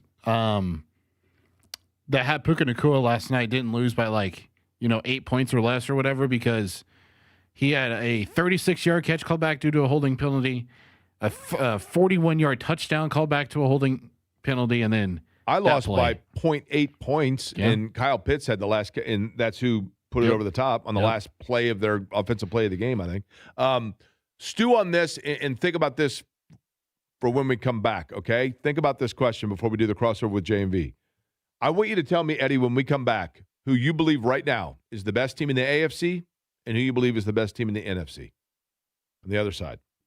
Get ready for heel-tapping fun as you discover the new $2 Wizard of Oz scratch-off from the Hoosier Lottery. With 4 unique scenes and prizes up to $10,000, the Emerald City awaits. From the Hoosier Lottery, champions of play. Play responsibly. If you're one of the millions of Americans behind on your taxes, if you're afraid to open your mail because IRS collection letters could be coming, listen carefully. The IRS is cracking down, taking paychecks, freezing bank accounts, revoking passports. That's a fact. But here's what most people don't know. There are official tax relief programs designed to help struggling taxpayers. Programs that could save you thousands if you qualify. No one knows these programs better than the experts at Optima Tax Relief. Optima's award-winning team will fight to protect your paycheck, your passport, and your property. Their tax attorneys and licensed tax professionals will work tirelessly to get you the best deal possible with the IRS. Every day, penalties and interest keep piling up, so don't wait. Call Optima now for a free consultation. Call 800-354-2840. 800-354-2840. 800-354-2840. Optima Tax Relief. Some restrictions apply. For complete details, please visit OptimaTaxRelief.com. Xfinity is the network you can rely on. Like a close friend who will give it to you straight. The friend who will tell you that new haircut, it's not great. Friends make sure friends get good haircuts. And Xfinity makes sure you get a good deal on Wi-Fi. Xfinity gives you reliable fiber-powered Wi-Fi at our best price. This holiday season through January 4th, get gig speed Wi-Fi for just $50 a month for 5 whole years. No strings, no commitments. Just super fast, reliable gig speed Wi-Fi with our best equipment and unlimited data included. Save yourself from questionable decisions and save over Verizon and AT&T. Xfinity. Imagine that. Restrictions apply. Requires paperless billing and auto pay with stored bank account. Taxes and fees extra. Xfinity Internet powered by fiber and connected to premises by coaxial cable. Actual speeds vary. Career changers, including veterans and active duty service members. Your transition starts here. Go from GI to IT in a matter of months. Become a certified cyber warrior with training at My Computer Career. Cybersecurity specialists are in high demand, offering IT pros great opportunities and a rewarding lifestyle while protecting our people, liberty, and treasured institutions from cyber threats. Deploy your career in IT today at mycomputercareer.edu/CWP, an elite CompTIA certification partner. VA education benefits are available to those who qualify. Dan owed an unbelievable amount of money to the IRS. I got behind on my taxes. It's a horrible feeling. He was in denial. And when I got those letters from the IRS, you wanted to act like they didn't exist. Finally, Dan turned to Optima Tax Relief, the leading tax resolution firm. A-plus rated by the Better Business Bureau, they've resolved over $1 billion for their clients. Optima got me a settlement with the IRS. These people are really people-friendly. It was every bit of a new lease on life for me. The fast action and the great results made Dan's head spin. I felt like I was in a dream, but it's real, and I have paperwork to prove it. They got the job done, and life is good. For tax help you can trust, call Optima now for a free consultation. If you're worried about what's going to happen with the IRS, stop worrying. Make the call now. Call 800-354-2840. 800-354-2840. 800-354-2840. Optima Tax Relief. Testimonial from an actual client. Some restrictions apply. For complete details, please visit OptimaTaxRelief.com. Surprise! Your expenses this month were way higher than you expected. Also, you forgot to renew your website domain, and now you're in a bidding war. You should see the look on your face. At Progressive, we know small business owners don't usually like surprises because they cost you money. But a good surprise that could save you money? Getting a commercial auto quote from Progressive. Plus, the fridge died in the break room, and now everything smells weird. Surprise yourself. See if you can save in as little as 7 minutes at ProgressiveCommercial.com. Progressive Casualty Insurance Company and Affiliates. Sesame Street helped raise all of us. Now it's our turn. Donate this holiday season at Sesame.org. Because the world needs Sesame, and Sesame needs you. Hey, at JMV later on this afternoon at 3. Got you covered on the Colts. Pacer Houston recap. Purdue, Indiana State, and more. Now you on the road to Pasadena. Don't miss a second today at 3.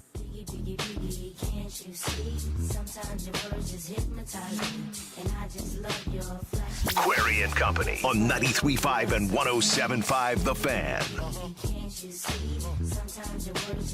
Okay, Eddie, I asked you the question beforehand because this is one that to me is more intriguing perhaps than any other year, and that's by design for the NFL. I mean, that's the way they love it. But it seems to be a fluctuating answer. And the question I asked you, in your mind right now, the best team in the AFC and the best team in the NFC, who are your two respective answers? I still think, even though they have been slipping as of late, and they're in the wild card, I think Los Angeles, the Rams, best team in the NFC. It's hard to argue that. Just because that combination of Stafford, Puka Nacua, Devontae Adams when he comes back, and Sean McVay, I think they can get the defense back on track when the playoffs start. In terms of the AFC, that's the real toss-up for me. Like, I want to say Jacksonville, but I just can't do it. There are big question marks about all of the elite teams. I mean, the AFC, the three that feel like they could contend with Buffalo, all three, you feel like, are they mature enough yet? You know, I mean, Denver, New England, and as well Jacksonville. I mean, all of them have quarterbacks that are playing at a very high level, but I don't think Buffalo's, or I don't think New England's ready yet. I think a lot of people feel that way. J&B has just walked in. Can I take Houston? Okay, Houston's not a bad I'll take Houston, and here's why. Because they have a quarterback who's obviously getting better. And poised, right? And they have a defense that can shut you down when they want to. And they have two dudes, if not more than two dudes, that consistently wage war against the quarterback. You know what? So that's how smart do they look for moving up when they took those two picks in the top 5 or 6 or whatever. Let's put them on the top. That's a good call about Houston. Yeah. Crossover brought to you by the good guys at Love Heating and Air. Love-HVAC.com is the website. An official Heil Heating and Cooling dealer. 317-353-2141 is the telephone number. In Houston, John, you talk about that defense and that front four and how nasty they can be. You saw that they made life difficult for Justin Herbert, so you can only imagine what Riley Leonard's Well, they have the quarterback. Right? They have Nico Collins, the wide receiver. I mean, they have essential elite-level pieces that can be the difference in games. And, that's what this organization's been chasing around for a variety of years, never to have it. So the pass rush and you've tried 19. Here's what I'm going to be interested in. Who's all going to be back here next year? Let's just say, for example, everybody is back, but player personnel-wise, who's not going to be here? You mean in terms of the roster? Stephen, I don't know if Stephen Holder shared this with you earlier, but he doesn't think Alec Pierce is going to get in the fold as of right now. I mean, would next you? year.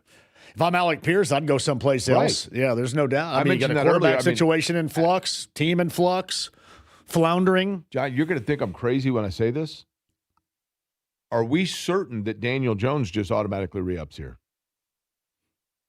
I don't know where else he would go. Minnesota's the only other place I could think. I think McCarthy, though, solidified himself enough there. I would think, but who knows? I had forgotten this. You know who Minnesota's assistant GM is? Ryan Grigson. Yeah, I had forgotten that he was in Minnesota. He's bounced around a little bit, but Pierce is one. Then, depending on what happens, if you change, I realize it probably does start with front office wise, but DeForest Buckner, is he back? I would have to think that if Daniel Jones is back, that's why you're going to get Steichen back, because it seemed like those two were successful they seem like a package together. Deal, right? It does to me, and I don't think the Colts have any, unless you just say the hell with it and go with anybody, have any other options at quarterback other than to hope that his whole rehab situation's expedited and then see what you have to get him there. Which who the hell knows what that's going to be with the Riley Leonard game coming up on Sunday. Are you going to pick the Colts in that game Sunday? Probably not. But I mean, I'm assuming that Houston. Yeah. Well, this week becomes difficult to pick games because you have no idea around the league, like who's playing, who's not, who's in, who's out. Right. I just think I would go with Houston right now, just because in the AFC, just because they seem like a team that has all the means to really get you there and have definitive pieces at positions that matter. Are there any teams, and I should have looked this up. Eddie, you can help us out here. John, you might know this. Mm-hmm. Are there any teams going into the postseason right now whose seed is clinched? The Rams. Is that it? Just the Rams? Because so there's nobody, so we're not like necessarily in resting phase, right? If people feel that they can assist themselves up or down either way. The right? Rams. I think San Francisco and Houston's the Super Bowl. I think San Francisco plays in their own building. I believe the Rams are a team that's locked into their seeding, and the Packers are now, as well. We'll see. You get San Francisco and Seattle.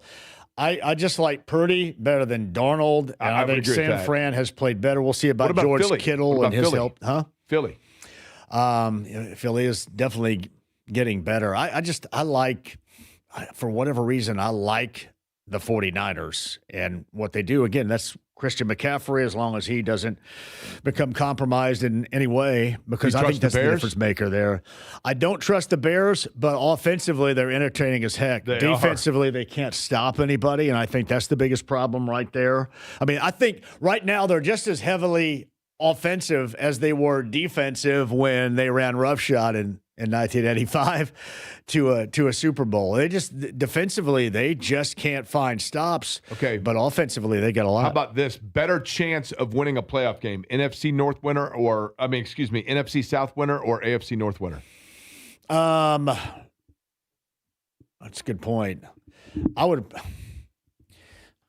I mean, it kind of feels like Carolina and Tampa are both backing their way in, and whichever one gets in, right? Whereas Baltimore, you kind of believe, you have some belief in. But Pittsburgh, those are like teams and like situations right there with the Steelers, Ravens, Buccaneers, and Panthers. Maybe the Panthers, because they have more of a running game than anybody else. I know I'm talking about Derrick Henry with the Ravens here, but this seems like the Ravens are a bit of a cluster right now with everything, and it seems like there's an internal cluster going on. They are, yes, they're and Aaron Rodgers brings a cluster. I mean, at least with Carolina, this is like all new and energizing to them, right? Carolina they kind of don't know they're not supposed to be there. Exactly. Yet. All right, J&V's up next. We'll be back with you at noon tomorrow. No J&V tomorrow. We'll be back with you at noon until 2:30 before Pacers take over on this New Year's Eve. I wish you the best, and thank you for listening to Query & Company. The Ride with